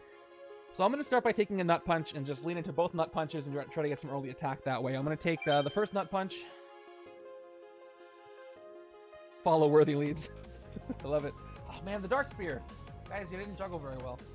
Okay, we've got Squirrel Agility. Something about... Oh, you know what it is? At the angle I'm looking at it and from the distance, it looks like the L is an I, so it looks like it's 2 words. That's no excuse. Okay, moving over. This is my last attempt. I gotta make it count. I'm trying to win this whole tournament. You gotta win your own tournament, right? Turn 3 is a twist. At the very... why is Malekith over here? He's on vacation. All right. So the twist is, once again, no Singularity Investigators in. We investigate the Bystander stack for a Bystander, and then it enters as a Singularity Investigator. So we'll take the Radiation Scientist, we'll tuck the Standard Bystander, and we will put a Singularity Investigator in the city. So I'm hoping I can avoid some of these Dark Discoveries. We'll see how soon I can hit that. 3 attack, which I would have been able to use to hit the Circus, but they took that spear, so not so much anymore. 3 recruit. All right. I could take Beta Ray Bill for 1, but it's if I take either of these 3 costs, I'm about to reshuffle, and I really would like more recruit in hand on the shuffle. So I think even though I can afford one of these 3 costs, I am going to take Hope of the Corbinites so that I can get some more recruit and get some more cards in my discard. So I will pick up Hope of the Corbinites for 1 and then probably a sidekick if nothing else comes up. It is another follow big leads. Okay, hopefully I can take those soon. Let's get a sidekick. It is an invalid Red Wing. Next up is a valid Darwin. Okay, and now it's the full reshuffle, so we'll see how that worked out for me. We'd love to keep recruiting getting a rare, because the way the things are going, I might even be able to get some rares reliably. Follow big leads would get me some real big numbers in the recruit department if I can get some more. But follow big leads itself does not make me worthy, though. Worthy cares about 1 cost more than Loot Cage Noir does. We've got 1, 2, 3, 4, 5, 6. Not much here. We'll have to wait. The hand after that should be great. Alright, here's a 4 and 2. Turn 4 gives us Aurora Monroe Storm Toss. We have not seen this stream so far. Fight. KO a hero from the HQ. Investigate the hero deck for a card to put in that emptied HQ space. Alright. So, I think what I want to do here now is take Squirrel Agility, because I can do a switcheroo of 5, or get 4 attack if I do a bunch of switcherooing, which I can... I'm almost built an entire switcheroo deck now, so let me go ahead and pick up Squirrel Agility. Without thinking about this too hard, I would take a follow big lead just for the recruit, but it's probably just going to be an officer for me right now. I need more attack because the city is getting scary once again. We got a Test of Virtue appearing. I want to hit that Singular Investigator out of there if possible, but almost more importantly, I want to avoid escapes. Again, those are killer on the score. Those are their own category. For good reason, I think. Sometimes you can't do... Oh, shoot, I can't do much for 2 turns. That's not great. Darwin can help me hit something, but... Yeah, Yeah, he's going to have to give me that 4 attack. Turn 5 is a twist. So unfortunately, we couldn't avoid... there's no way I could have avoided that first Dark Discovery. So that Singularity Investigator is just there. We get our first Dark Discovery, and another one comes in. We've got 2 standard bystanders, so I'll tuck one of them, take the other one, and put it on a token. So he's getting scary. So I'm going to have to fight Aurora Monroe by using Darwin. Otherwise, I risk an escape very soon. So let's go. Trooper, Darwin to get +2 attack after the Trooper. So I'm at 4 total attack. We've got 3 recruit.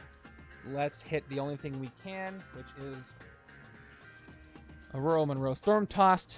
Let's do the fight effect. Hail a hero from the HQ. Investigate the hero deck for a card to put in that emptied HQ space. So, I'm tempted to actually get rid of one of these follow big leads. I don't think I need 2 of them. If I take any, I'm going to take 1. I don't think I need that many more. It can give me a lot of recruit, but at some point I won't need it. Everything else has a little bit more utility. Yeah, I agree with you. That's my estimation. Or I'd KO Test of Virtue, but having both points on there by being worthy is going to be useful. But yeah, I don't need both of them. I'm going to get rid of a follow big leads, and I'll investigate the hero deck for a card to put there. So top 2 are Mjolnir and Divine Lightning. Ooh, that's good. I want them both. I'm going to take Mjolnir first. And then Divine Lightning, I'm going to leave it on top. That's really good. Too bad I can't take it this turn. It's kind of unfortunate. But it's going to be there for later. And there she goes. Left hand's going to pop off when I get this going. I have 3 recruit. So I will probably take Test of Virtue, because I'm already worthy if I get Beta Ray Bill. And Mjolnir's going to help. That's going to help Mjolnir ramp up. So there's our Divine Lightning. All right, and we are all set. That was fun. Yeah, here we go. Things are starting to happen on the left-hand side. Right-hand side is just loading up on Squirrel Girl cards, but right now, I can't hit anything. Turn 6 is Jean Grey Noir. The fight effect again, when you draw a new hand of the cards into this turn, you investigate for an extra 1. All this art is really good. I love the art. Alright, definitely not taking Mjolnir here. I'm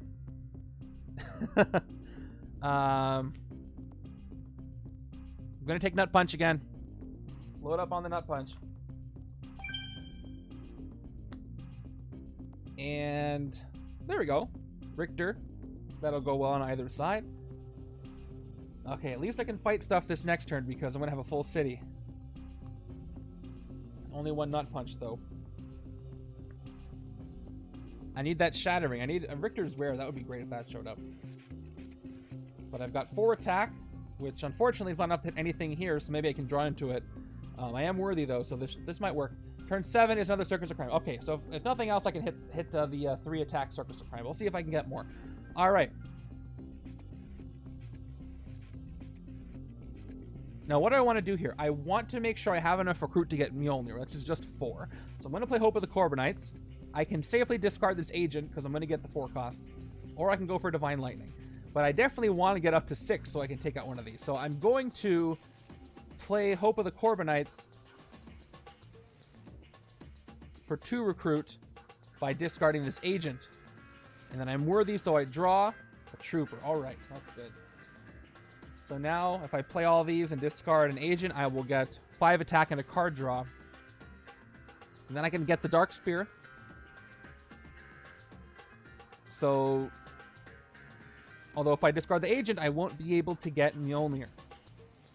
But I can get the Dark Spear. I will draw a card as well.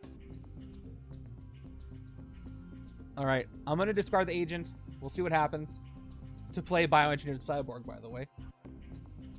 And, oh, I may discard. I don't have to do it, though. I don't have to. I could not do it. Yeah, I'll just not do it. Duh.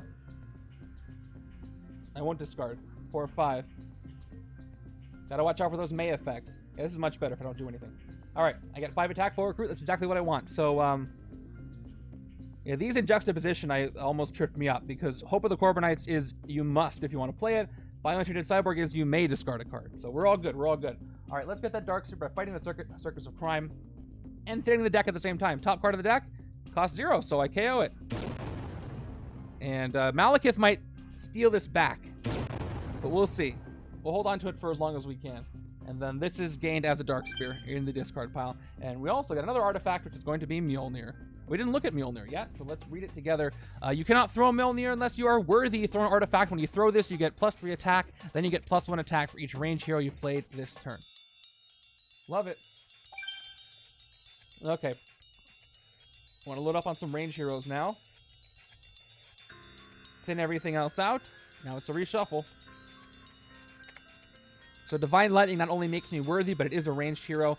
Plus, I can take some Underground Cave in to help fuel Mjolnir, which is also good. Help shatter things. I can do double shatters. The great thing about shattering in the sewers, and one of the reasons why I took Rictor, is because villainous weapons go to the villain in the sewers first, and if I can shatter them right away, then that's an easy villainous weapon pickup. 2, 3, 4, especially when it comes to...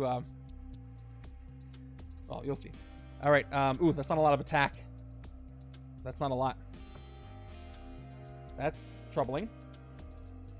Especially with this. I might be in big trouble here. Turn 8 is Emma Frost. Yeah, I can't attack for 2 turns. I guess that means... Actually, yeah. Singularity Investigators in the escape pile are still villains, right? What did I say for this? I think I said they are, because they're villains everywhere else. Just like the Killbots. Yep. Okay, so I can't switcheroo 4, unfortunately, except for follow big leads, which is not going to give me any attack. So yeah, I'm in trouble. I couldn't avoid this escape. Well, I'll play the 4 recruit that I've got.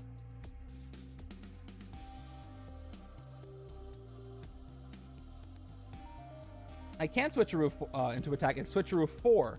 So unless I recruit follow big leads, and then a 4 comes up that I can switcheroo into with attack.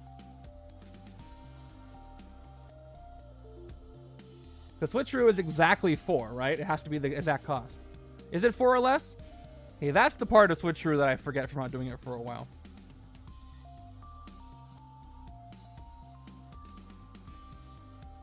No, I was right. Specified printed. Yeah, it has to be the exact cost. That's what I thought. That's what I wish it was 4 or less. Yeah, I wish it was 4 or less. So, it's okay. Better to call it out and check than not get it at all. So, I could recruit follow big leads, hope for a switcher 4 I can switcheroo into. I think that's the only shot that I have right now. Even though I didn't really want follow big leads over here, I'm going to do that. So I'm going to go ahead and recruit follow big leads for... I'll play my 4 operatives. I'll recruit it for 4. And if I'm lucky... I got another... I can switcheroo into follow big leads, but it's not going to give me attack. So I'll hold on to Nut Punch. And I'll just... yeah, her rare is crazy, but I haven't seen it. That's it. I'm going to have my first escape, I'm pretty sure. Now I draw attack. I could still do okay with 1 escape. We'll see. 3, 4, 5, 6. Still not a lot of attack. Having the opposite problem here. Yep, only 2 attack. Turn 9 is the Mangog. So yeah, we're going to... this radiation scientist, I guess I should do this. The investigator is going to escape, which I guess means... everything a normal escape would be. Let me get rid of this other follow big leads. Now the left side's not going to get a follow big leads if I do that. So do I get rid of an underground? No, I got Mjolnir now. Follow big leads is gone. As the escape. There's another Divine Lightning. And the escape happens. So I'm going to keep them together. This with the token just so I know that it's an escape. That is my first escape of the game. Bad for my score. I'm going to have a second one soon because I can't do anything about it. So Mangog comes in. He gets buffed up by the villains defeated on the other side.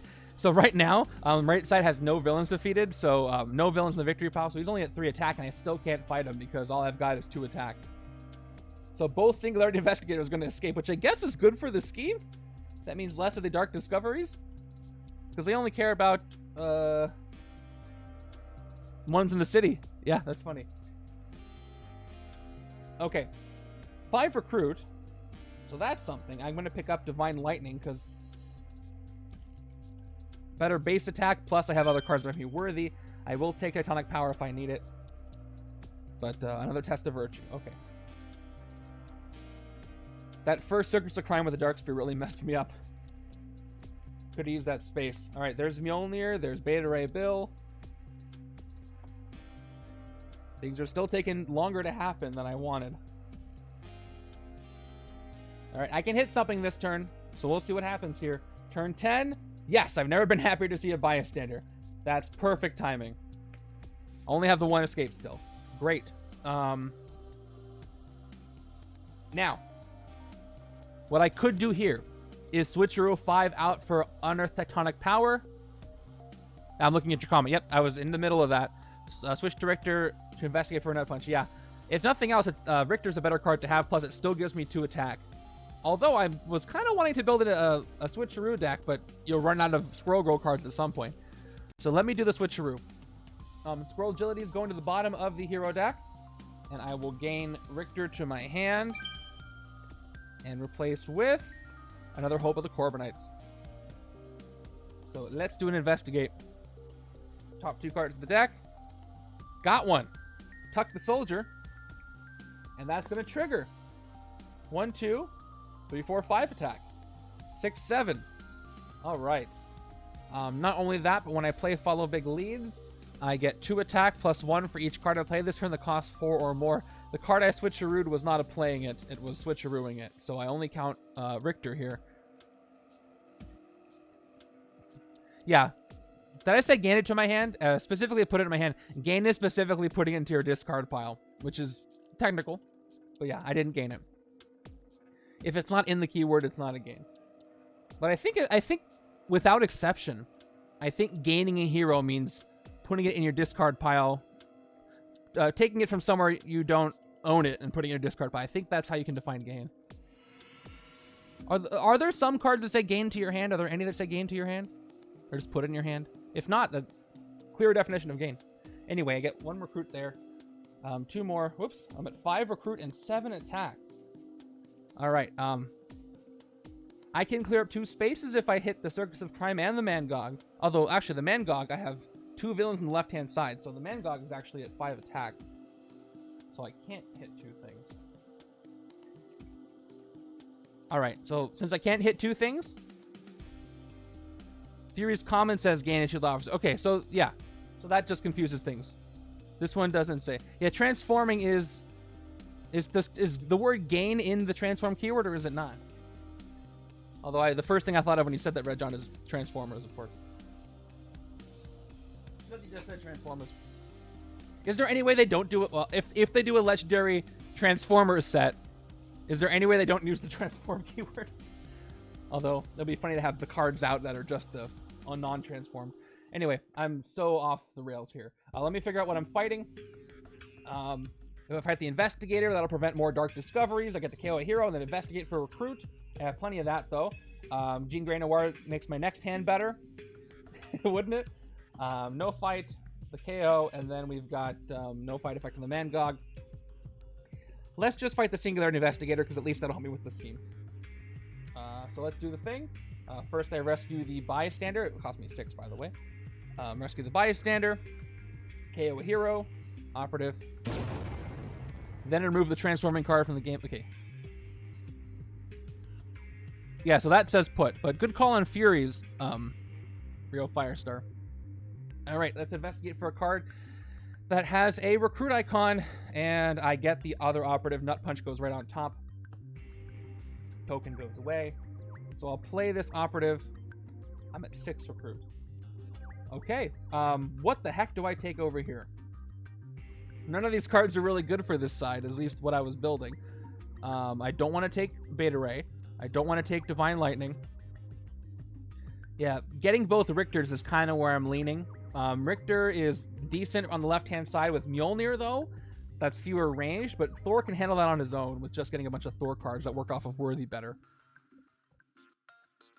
And for the sake of refreshing the HQ, I think that's what I'm gonna do. Lowest card is Beta Ray, and I don't want to take Beta Ray over here at all. Yeah, him not being worthy is the reason I'm probably gonna recruit him now. I'd rather take Thor if I have a choice. Let me actually take an Underground Cave in, and we'll see what happens. Okay, I'll take the 3. I already have the other Rictor. All right, shoot. Squirrel agility. Yeah, Rictor's over here already. Yeah, let's lean into this. I'm already too deep into it. Take the other Rictor. And all right, another Divine Lighting has appeared. Not bad. Okay. I just need one to shadow the other. Okay, this is the hand with Mjolnir in it, so things are going to start happening. But just raw attack, I don't have a lot. And I'm not worthy, so I don't draw anything. So I could be in trouble with the HQ again. Turn 11 gives me another villain. This is Scott Cyclops Summers. Again, he has just the escape effect. Yeah, once again, I'm in trouble. But the Mangog is at 3. But I don't have 3 attack. Okay. Yeah, I'm going to have my second escape. These escapes are killing me. All right, so Mjolnir, you cannot throw him unless you're worthy, and then when you throw him, you get 3 attack plus 1 for each range. I'm not worthy, so I'm going to play it as an artifact.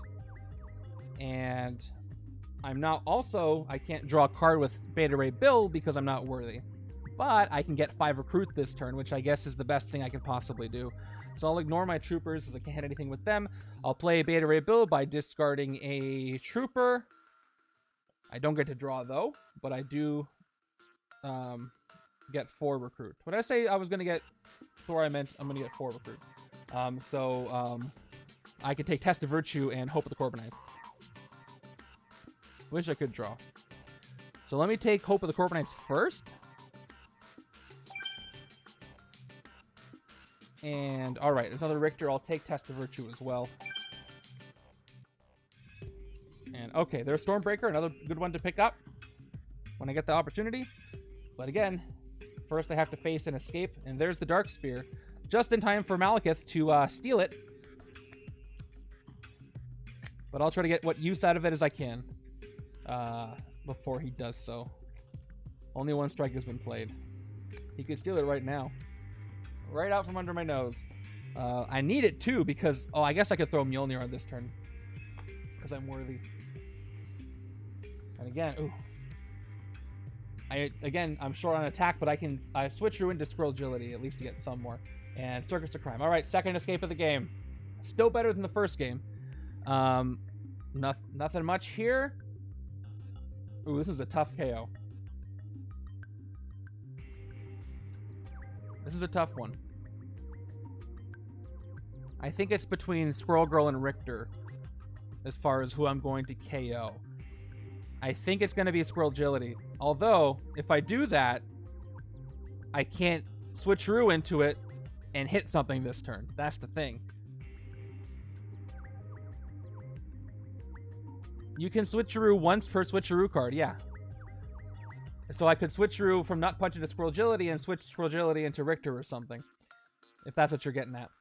So I definitely don't want to... I'm going to have to get rid of... This is so hard. This is such a tough turn. Maybe Divine Lightning is so good once I get that going, though. Stormbreaker is great once I have a lot of Stormbreaker on the left now. I think it has to be Rictor. I think I have to get rid of Rictor. It's Rictor or Divine Lightning because there's 2 of them, but I just want both of them because that makes Mjolnir even better.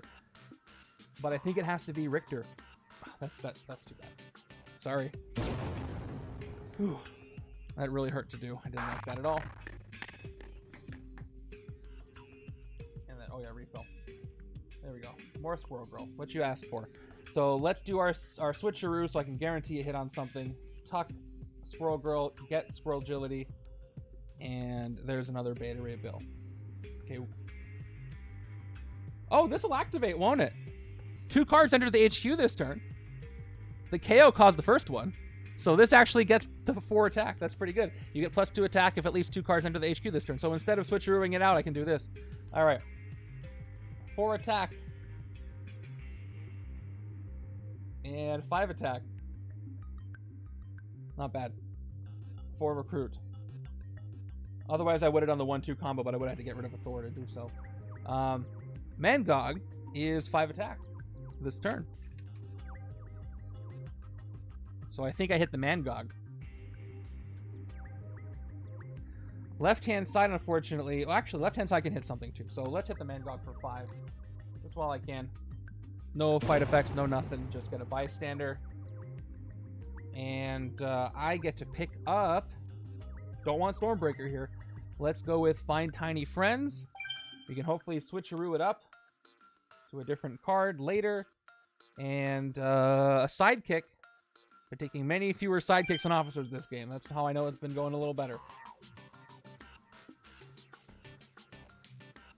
I like Squirrel Girl's uncommon. I haven't used it that much.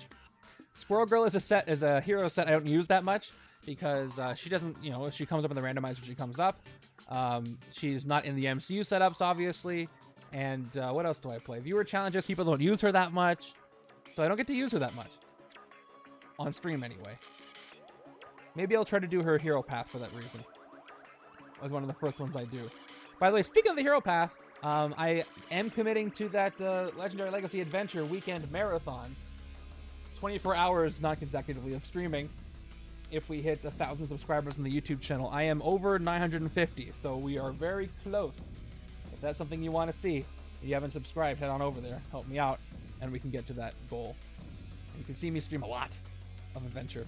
Turn 13 is another Circus. That's very true. She's kind of like the dodging heroes in that way, but a little bit different. All right, so once again, the Dark Spear is just a +2 attack villainous weapon, right? It's a thrown artifact +2 when thrown. You got to throw it. All right, so I'll put it out here as the +2. We're just going to remember it because I don't have a token for that right now.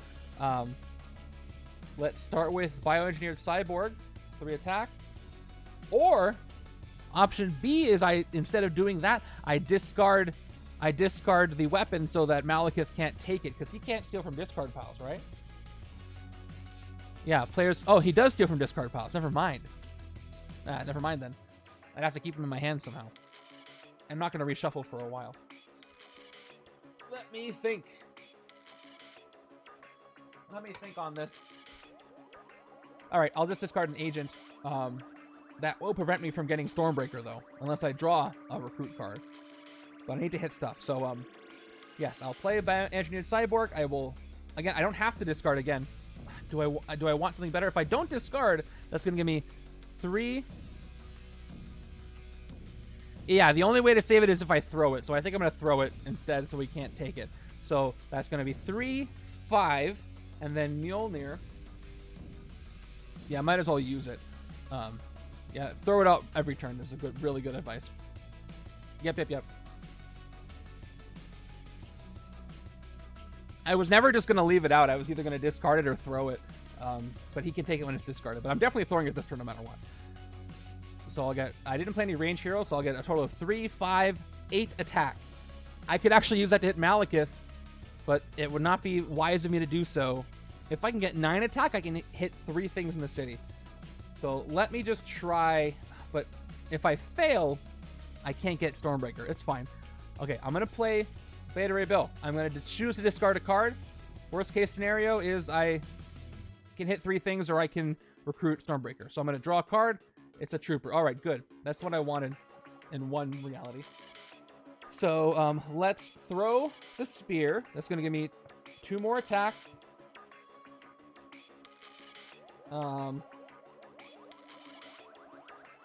Yep, 3, 5. I'll play the trooper for a 6th attack. I will throw Mjolnir to give me 3 more. I'm at 9 attack. No bonus attack from the ranged. And yeah, we'll see what Circus draws or KO. So now I got 9 attack. I can do 3 clears. Let's start. Let's defeat the whole Circus right now. Get back at them for that spear at the beginning of the game. All right, top card of my deck. Cost 0. KO it. These are also gone. Second group of Circus employees there. Employees? What do you call them? Circus people? All right, top card of the deck is Test of Virtue. So I draw that. There's more recruit. And I get rid of Circus of Crime. And let's get rid of the third Circus of Crime.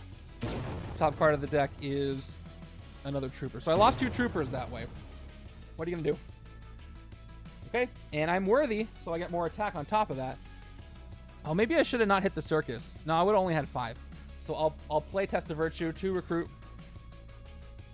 And I get 2 attack, but I can't do anything with it. Even if I had played it, I would have had 5 total attack, and I couldn't hit anything. But it's fun to know that I am worthy, and I feel good about that.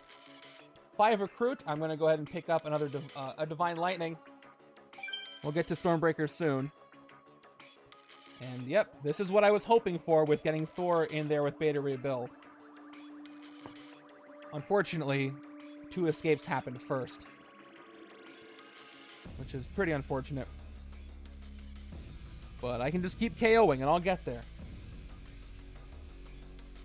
Maybe I can make it worth it. I can salvage something. Turn 14 is the Casket of Ancient Winters. Villainous weapon, artifact once per turn. If you are worthy, you get +2 recruit. And I love how it's alternate universe X-Men Noir Cyclops capturing the Casket of Ancient Winters. So he's at 10 attack. This would be a great one to pick up on my left-hand side, but not happening. Not yet, anyway. Okay, am I switcherooing for 3? With Find Tiny Friends, as nature intended. I might as well switcher out for Nut Punch. Because it's a better card. And then wait and see if I get to draw to activate it. That sounds good to me. I'm going to switcher out Find Tiny Friends. If I can reach up, lift at the bottom of your deck. And take Nut Punch. Switcheroo 3. And I can keep the chain going. Nut Punch has switcheroo 4. Let's do it again. Let's switcheroo 4. Out for Squirrel Agility. Okay, I can switcheroo 5 into Beta Ray Bill, but I'm not going to do that. And guess what? I just switcherooed twice, so when I play Squirrel Agility, I do get the bonus attack again. 2 cards did enter the HQ this turn. So that's 4 attacks so far. Let's play the Sidekick. Squirrel Agility again, and Nut Punch. I didn't actually play a Nut Punch, but I'll play the other Squirrel Agility for 4 more attack. I'm at 8. I think I hit Mastermind this turn. And I think I do that right now. I could hit Cyclops, but I'm trying to win this game. So I'm going to hit a Mastermind. While he's only 8. Let's do it! I hit Malekith. It is blue and black face over there. I guess he's in shadow. I didn't know Malekith from the comics until... well, I saw him in the movie, and then after I saw Dark World again, I'm like, oh, they kind of did the split face thing in the movie. All right, vulnerable to cold iron. You get +2 recruit for each attack hero you have. I got none. So, by the way, I love this tactic. This is a great tactic. Simple, thematic. Love it. Beta Ray Bill would have worked, but it's not happening. Okay, now. That was fun. That was cool. I'll play Follow Big Leads right now because I'm not switcherooing out for 4. I get 2 recruit plus 1 recruit for each card I play. This one costs 4 or more. I've played 2 of those. I'm at 4 recruit.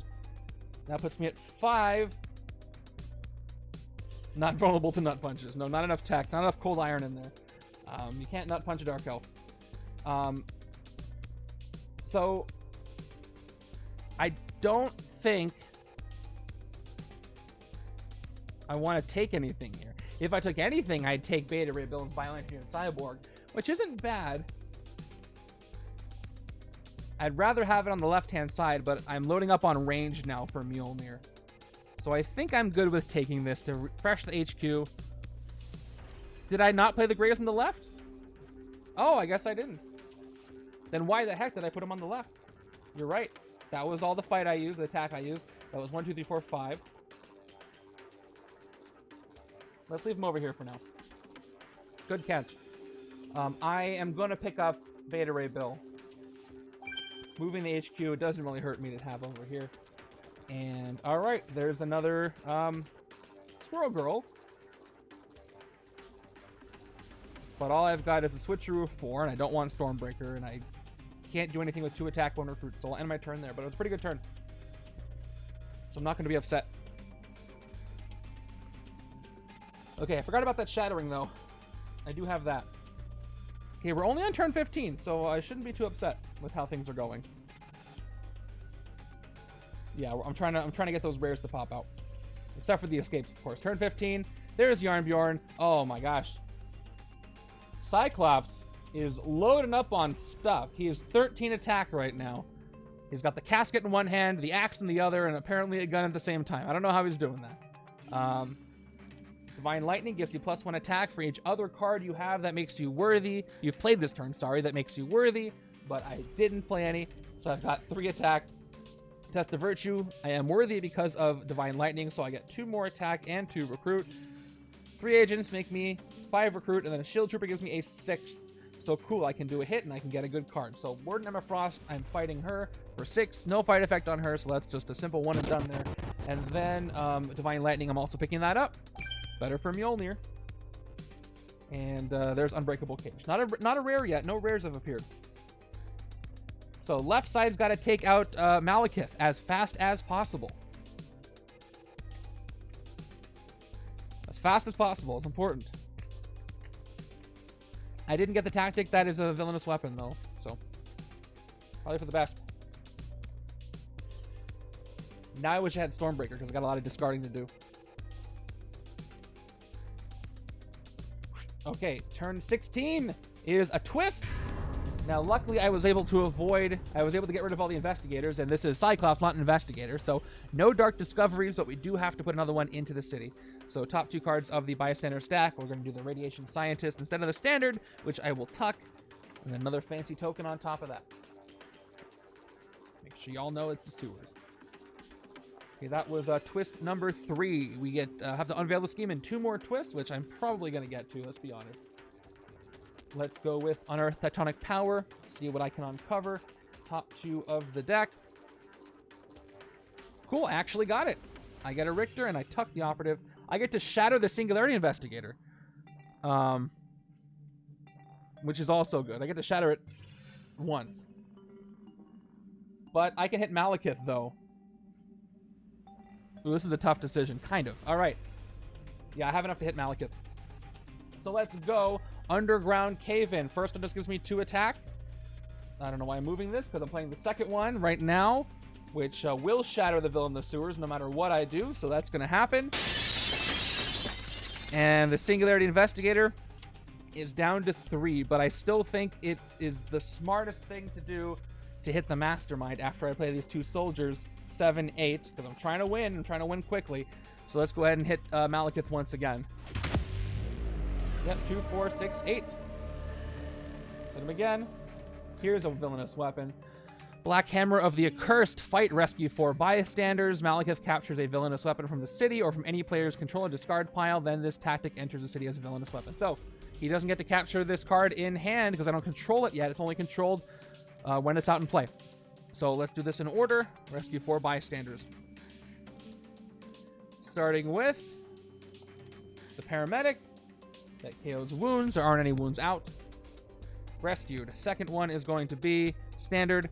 Third one is going to be standard. And fourth one is going to be the banker, making this Squirrel Girl really cheap, but I'm probably not going to take her. I guess I might. Why not? Okay. Then this enters the city. So now, this is a fun order of operations shattered thing. So the Singularity Investigator stays shattered. So the weakened Investigator gets the buff of 4 attack.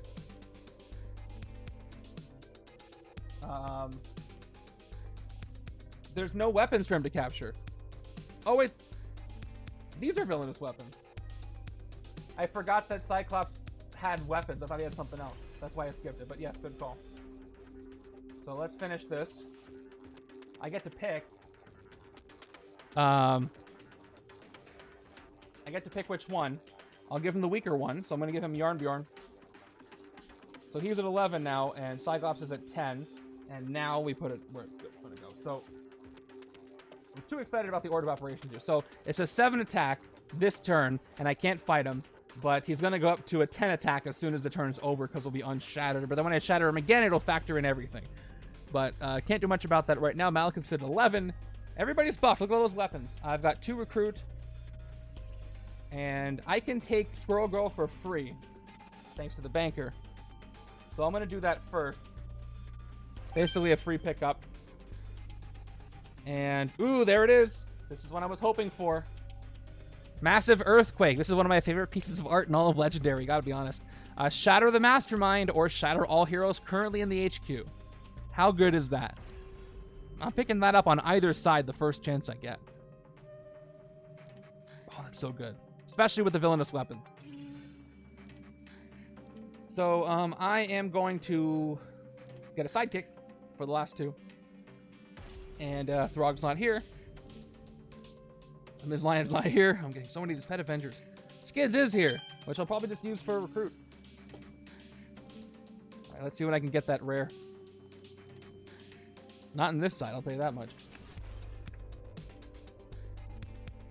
Yeah, Malekith is reaching across dimensions, going to the Noir dimension, and helping out the Dark Elves. 5, 6. Okay, got a couple of Squirrel Girls there. We're starting off this new hand. Yeah, oh well. I hope they reprint Civil War so that that can be more of a occurrence in the tournament. Turn 17 is Bobby Iceman Drake. Fight and investigate for a card with the recruit icon. That's a pretty good one. So let's do this. I've got Mjolnir played. Yeah, it is very Cthulhu. The whole Noir dimension is almost that, like with Spider-Man Noir and stuff. Okay, so Mjolnir's out. I am worthy. I'll play the Dark Spear as well. Can I get 11 attack this turn? I can get 2, 5, 8. Depends on what I draw. So let's just try to draw some cool stuff. I'm going to play Hope of the Corbinites. To recruit, I will discard the Shield Agent, and then I'm going to draw a card because I am worthy thanks to Bioengineered Cyborg. All right. I think I can hit the Mastermind now. So, yeah, I can definitely hit Malekith again. Let me figure out what order I want to do this in. I want to play a Bioengineered Cyborg. I guess I could... Yeah, I'm going to discard and draw after Hope of the Corbinites. So, let's do that. Although, I could get the rare this turn. Probably not. Let's just work on hitting the Mastermind. So, let's play Bioengineered Cyborg. Discarding Hope of the Corbinites. And drawing... That was such a great idea. That was such a good idea on my part. All right. Wow. Okay. We're good there. I'm going to throw the Dark Spear because there's no reason not to throw it right now. Up to 5 attack. I'll play both Divine Lightnings. First one is going to give me 3 attack up to 8. Plus 1 for the one card that may be worthy. Then I play the second Divine Lightning, which is going to give me another base of 3. I'm up to 12. Plus 2 for the 2 cards that may be worthy. I'm up to 14. Now, if I throw Mjolnir, I'll get up to 17, 18, 19. But let's just hit Malekith first, see what happens, because I might need to clear the city. So I'm going to hit him for 11 right now, before I throw Mjolnir at all. Down to 3. This Yarnbjorn goes to me. And I get another tactic.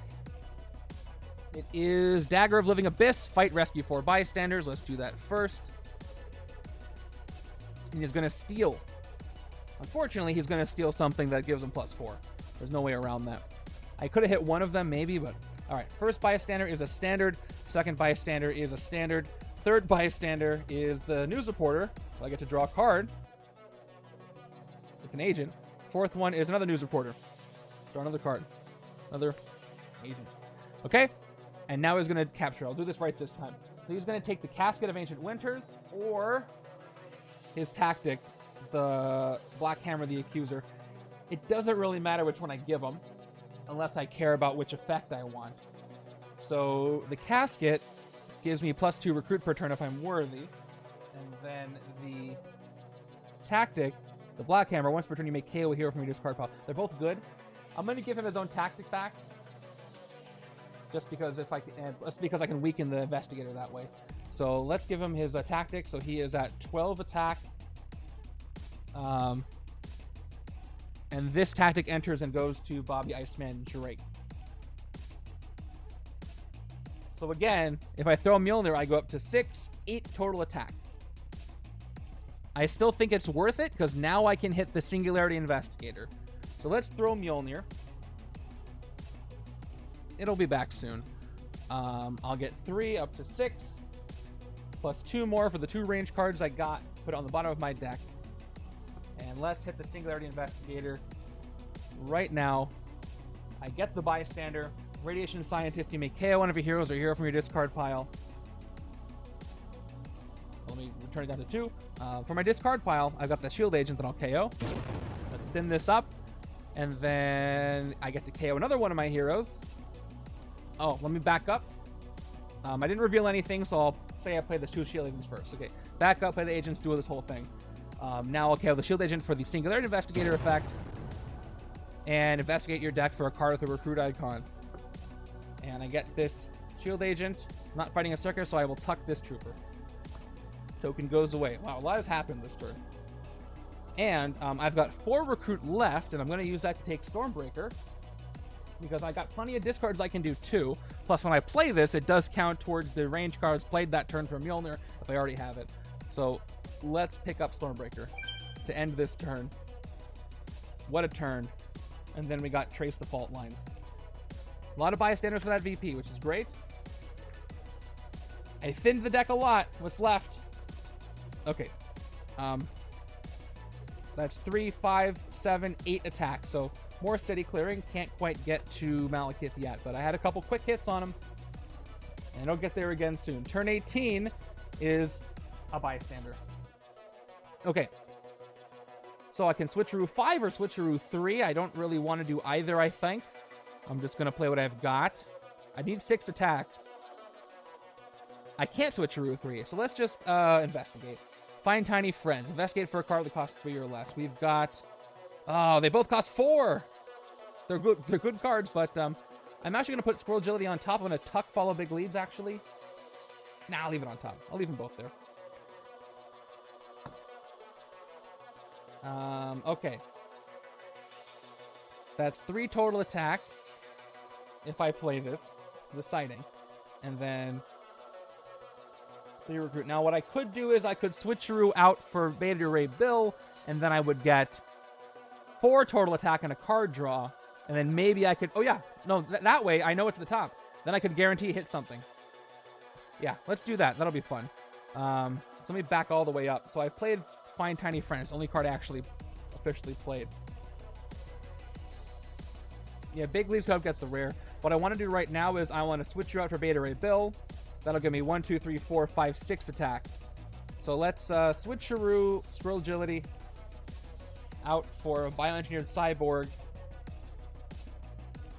I will play Bioengineered Cyborg. I will discard an Operative to draw the other Squirrel Girl. And I'll play it for 2 more attack. I'm at 5.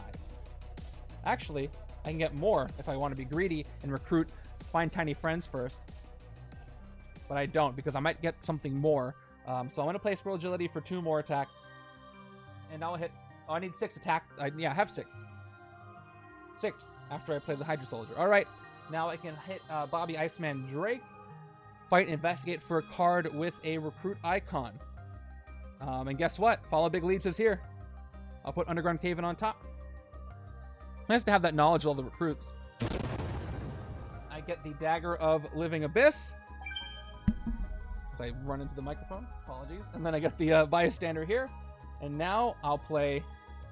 Now I get the rare. This is what a great combo. 2 more recruit, right? Or did I already play these? Wait a second. Why do I have that much recruit? Yeah, that's what I thought. I already played these, right? So I should be right now at... how much recruit should I be at before I move on? Don't worry, I caught it. I'm just trying to figure out. So I have the 2 operatives.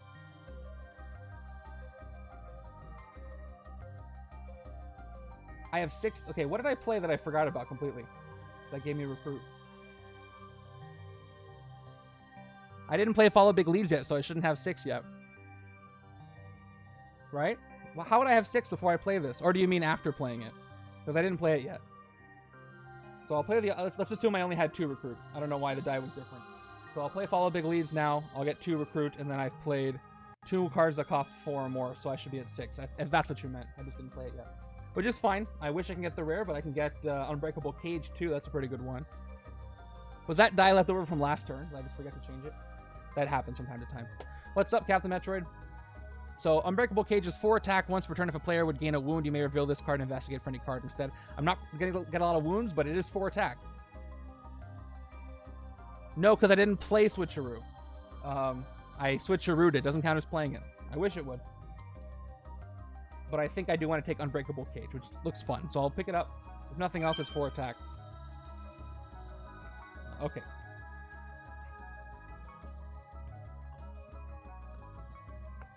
Cool. Let's move it on. I gotta keep hitting stuff for my points per turn. Turn 19 is another Circus of Crime.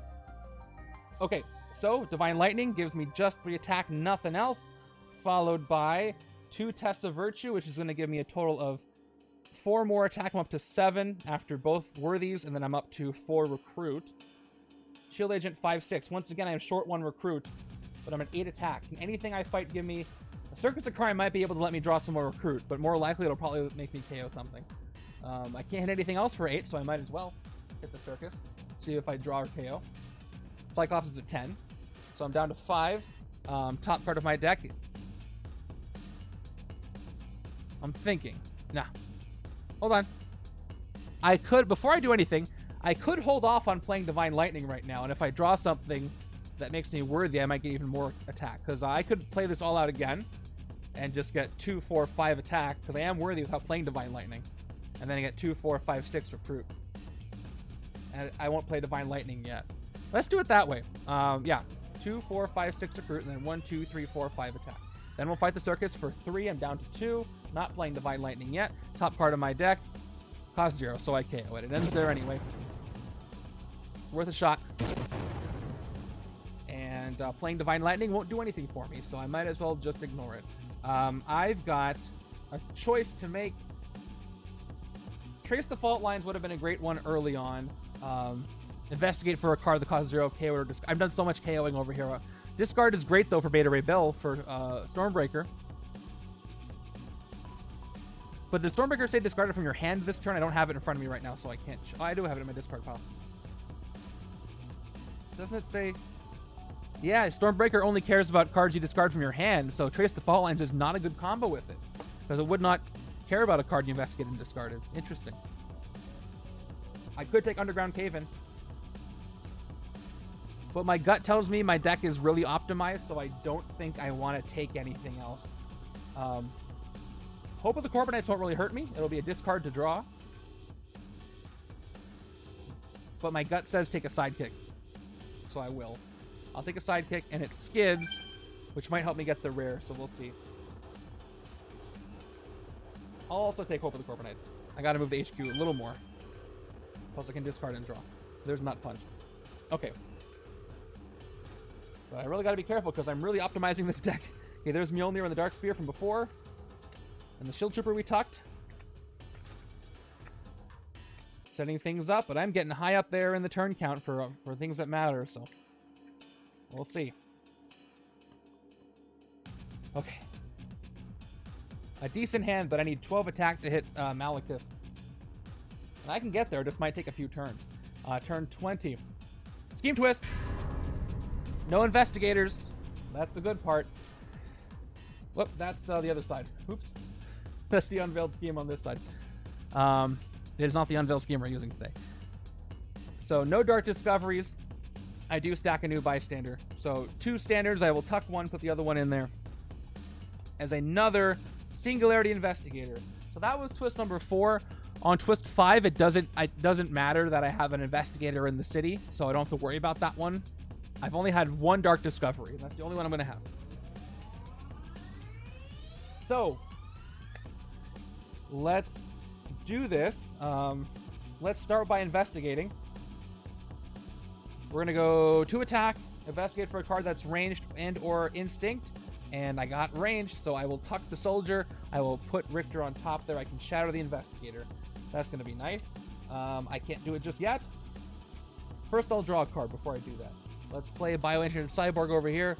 I will discard It's 4 recruit. 6, 7, 8, 9, 10. Just in case, I'll discard the operative. And draw. Oh, nothing happened. Look at that.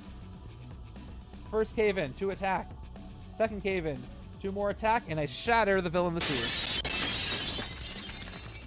Only 3 attack for that investigator. So again, yeah, 2, 3, 4, 5, 6, 7, 8, 9. Soldier makes 10. So instead of fighting that shattered investigator, I'm going to fight Cyclops so that Malekith can't steal the weapon next time. Plus, I'll get a cool weapon. Although it cares about me being worthy, so better for the other side, but it's a little late. I'm going to go ahead and hit the... yeah, I can't get 2 more attack. So let's go ahead and hit Cyclops for 10. And go ahead and gain this casket, which was in the movie, if you remember. And I will... I don't really need skids. But I kind of want to save her for the rare, but I can play her right now and get Trace the Fault Lines. I have a few, yeah, so it's not total loss. And Trace the Fault Lines will give me some KO power, which I kind of need on the right. So yeah, let's just, no time to waste. Let's get for a recruit, let's play skids, and pick up Trace the Fault Lines. I do not know that song, at least not by title. Who is that by? I'll look it up. 4, 5. Oh, it's a Billy Joel song. Okay. I am so bad about song titles. If I listen to it, I'll probably know the song. Okay, I'll listen to it and I'll probably hear the same thing. Is that... Billy Joel usually has the title of the song in the song, so I should probably recognize it. For the most part, right? There's some artists that just don't do that at all. All right, turn 21 is another Circus. Oh, crime.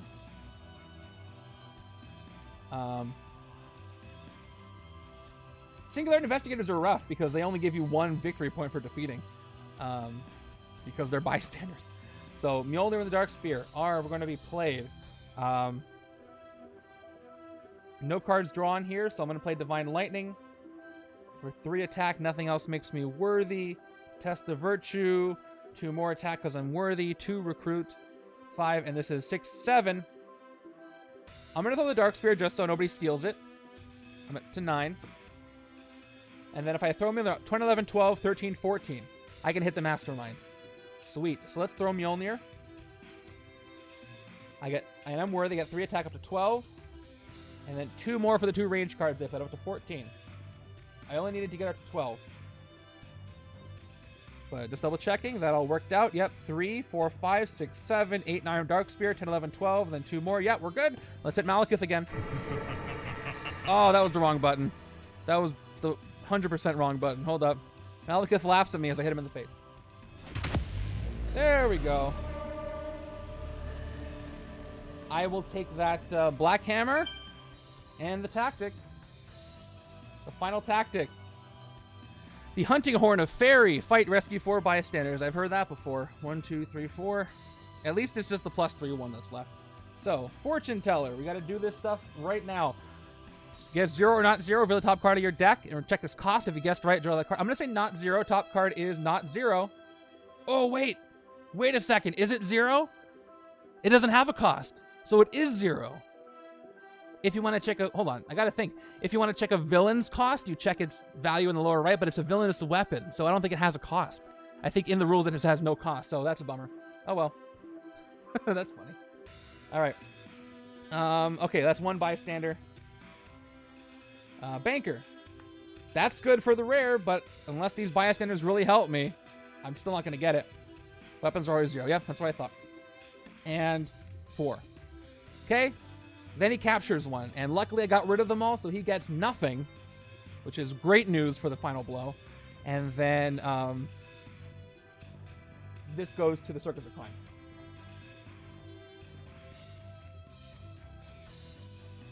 Okay. I played everything, right? So... so close. So the Rictor costs 5 to recruit, and I still can't get him, so... Yep, it's right there. Have 0 cost, also no color. That's a fun one. I'm gonna get a sidekick. Hopefully I end this soon.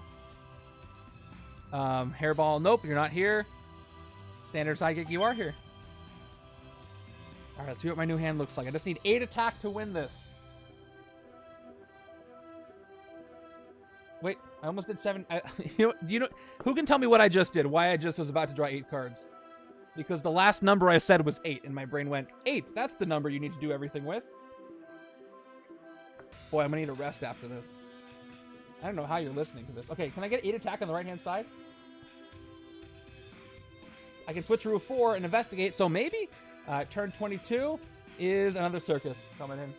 22. God, I wish I could end the game this turn. Thank you. I need the 1. I need it. I need it badly. Okay. So, let me think this out. I won't. that's very true. I could switch through out for private investigations. That'll give me 2 attack. That's 4. And I get to investigate for a card that costs 4 or more. I don't have too many of those, but I gotta take the shot. So I'm going to. Let's switch her out, Nut Punch. Oh, yes. So I take Luke Cage Noir. And, alright, there's Rictor. Moment of Truth. Investigate for a card that costs 4 or more. Top 2 cards. Operative and the Casket. Same thing. It looks like it costs 4 or more, but it doesn't. So I will tuck the Operative. And these villainous weapons are messing me up with this Investigate. So I end with 4 attack. That's 1 more turn than I wanted it to be. But at least I can get some more VP. I can draw the Casket if I fight the Circus, though. So if I don't tuck it.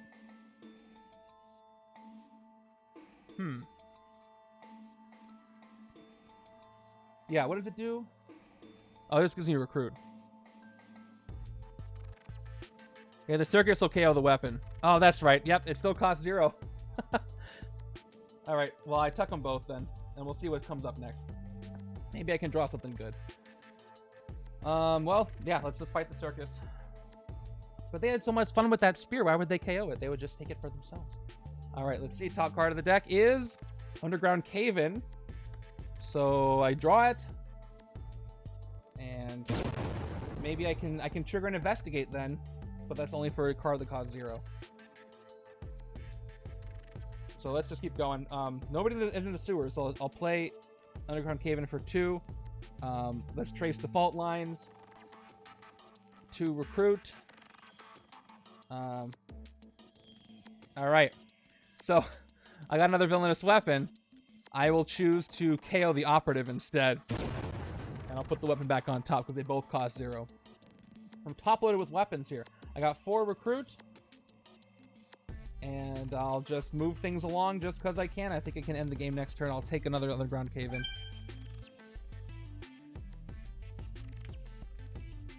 Wow, only rare I saw this game and I wasn't even able to get it. Okay.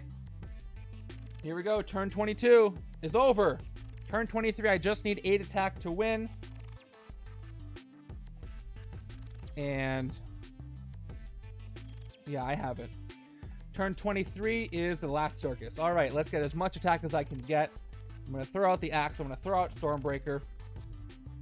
And yeah, I'm just going to barely make it. I am worthy this turn. Let's just see what else I can get. Let's play Hope of the Corbinites, 2 Recruit. I will discard an agent and draw something else. I draw into another Hope of the Corbinites. Let's do it again. I gotta remember, I gotta discard a card from my hand for Stormbreaker.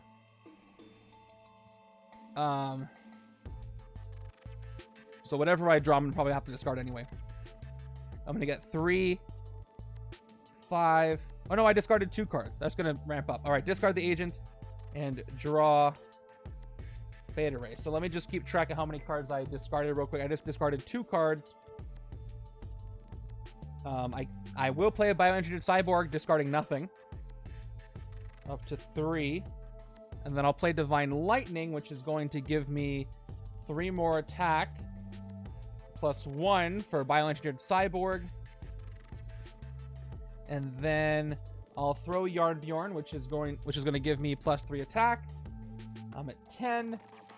And then I will throw Stormbreaker. Stormbreaker is going to give me Oh, I have to throw a card from this card from my hand, so I can't throw Stormbreaker. Yeah, this is still gonna give me. Well, actually, I probably could have done that slightly differently, but let's just end it right here. I'm gonna go ahead and hit Malekith for the last time.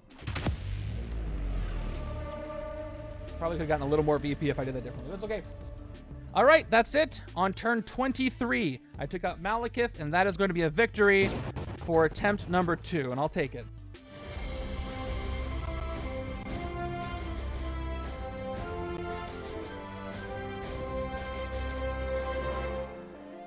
All right.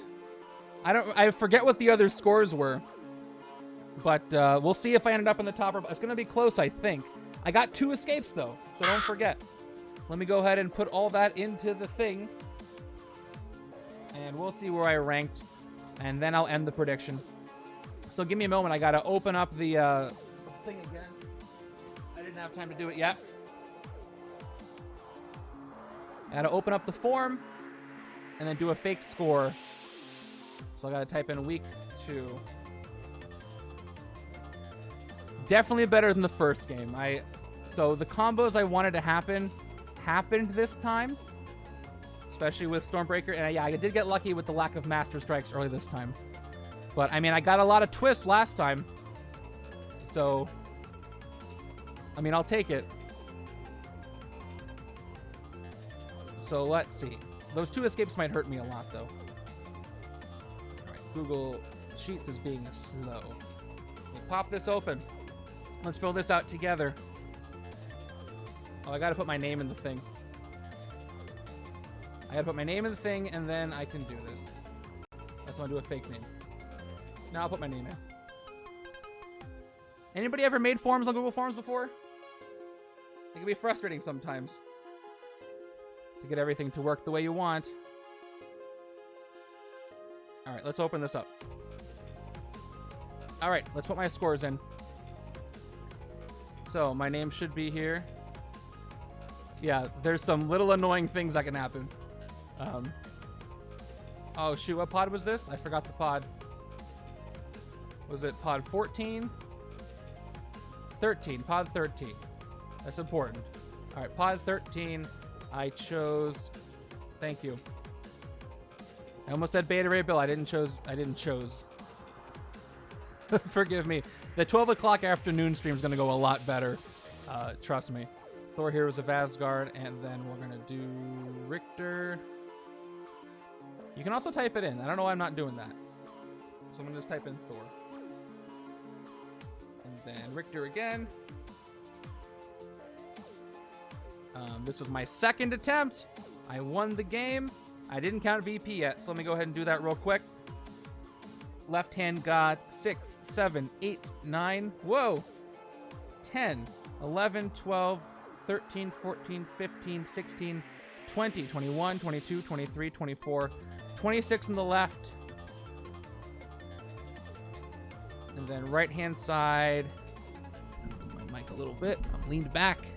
Right hand side got, it's less VP than I thought I would get. 1, 5, 6, 8, 9, 10, 11, 12, 18, 19, 23, 24. It's not a lot. I feel like people would have gotten more. Okay. It was 23 turns, and I had two escapes, and I got to count bystanders for tiebreakers, so let me do that real quick. 2, 3, 4, 5, 6, 7, no special ones in hero decks this time.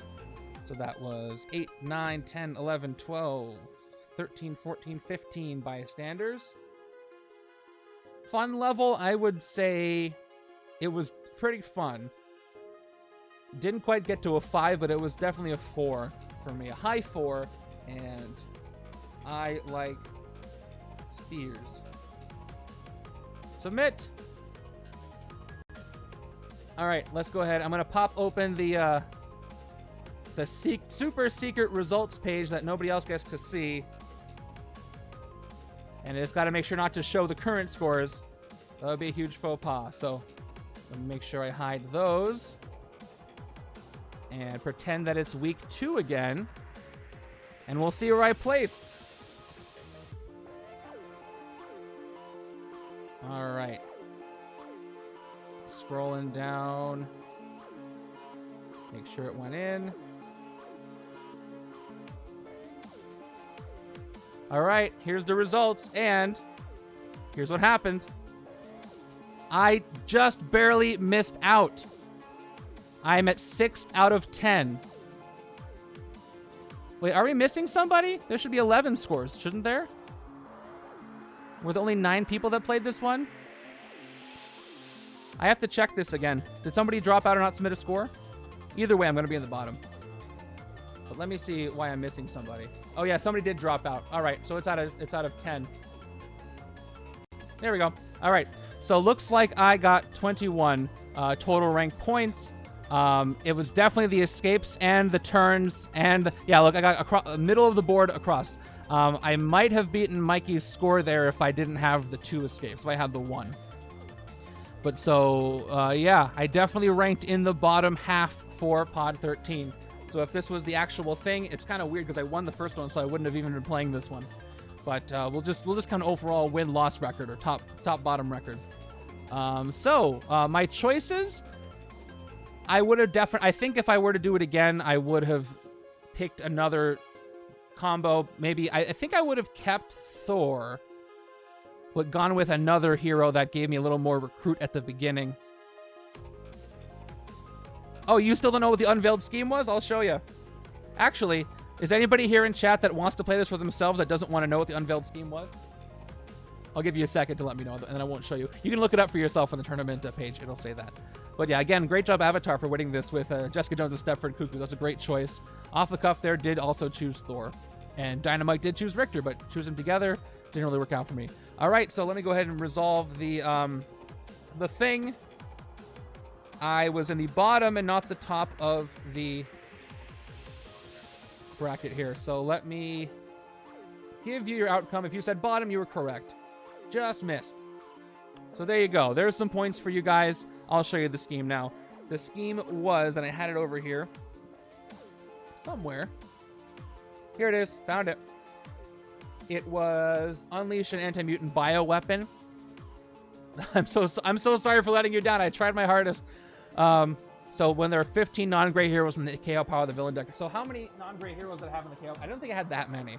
So I had 1, 2, 3 of them. So I probably would have been okay. But still. All right, you guys, thank you for coming to this stream. We got another tournament stream happening next week on Tuesday, based on whatever is the highest rated setup of the week. A reminder, the randomizer stream is Friday at 12 o'clock p.m. Pacific, at an odd time and odd day. So I will see you for that randomizer game. If you're playing in the randomizer league, you have a bit of extra time to submit. You have until 3 hours before that stream starts, so 9 a.m. Pacific time. I'm pretty sure Upper Deck's doing a stream tomorrow, and they're going to have some info on Midnight Suns and a blog. I don't know that for sure, but it's right up there in the timeline because the game comes out next week. So I don't know when else they would do it, and I will be updating you on all that stuff, and I look forward to learning all that with you. I hope you have a great rest of your day, night, wherever you are, and good luck in the tournament.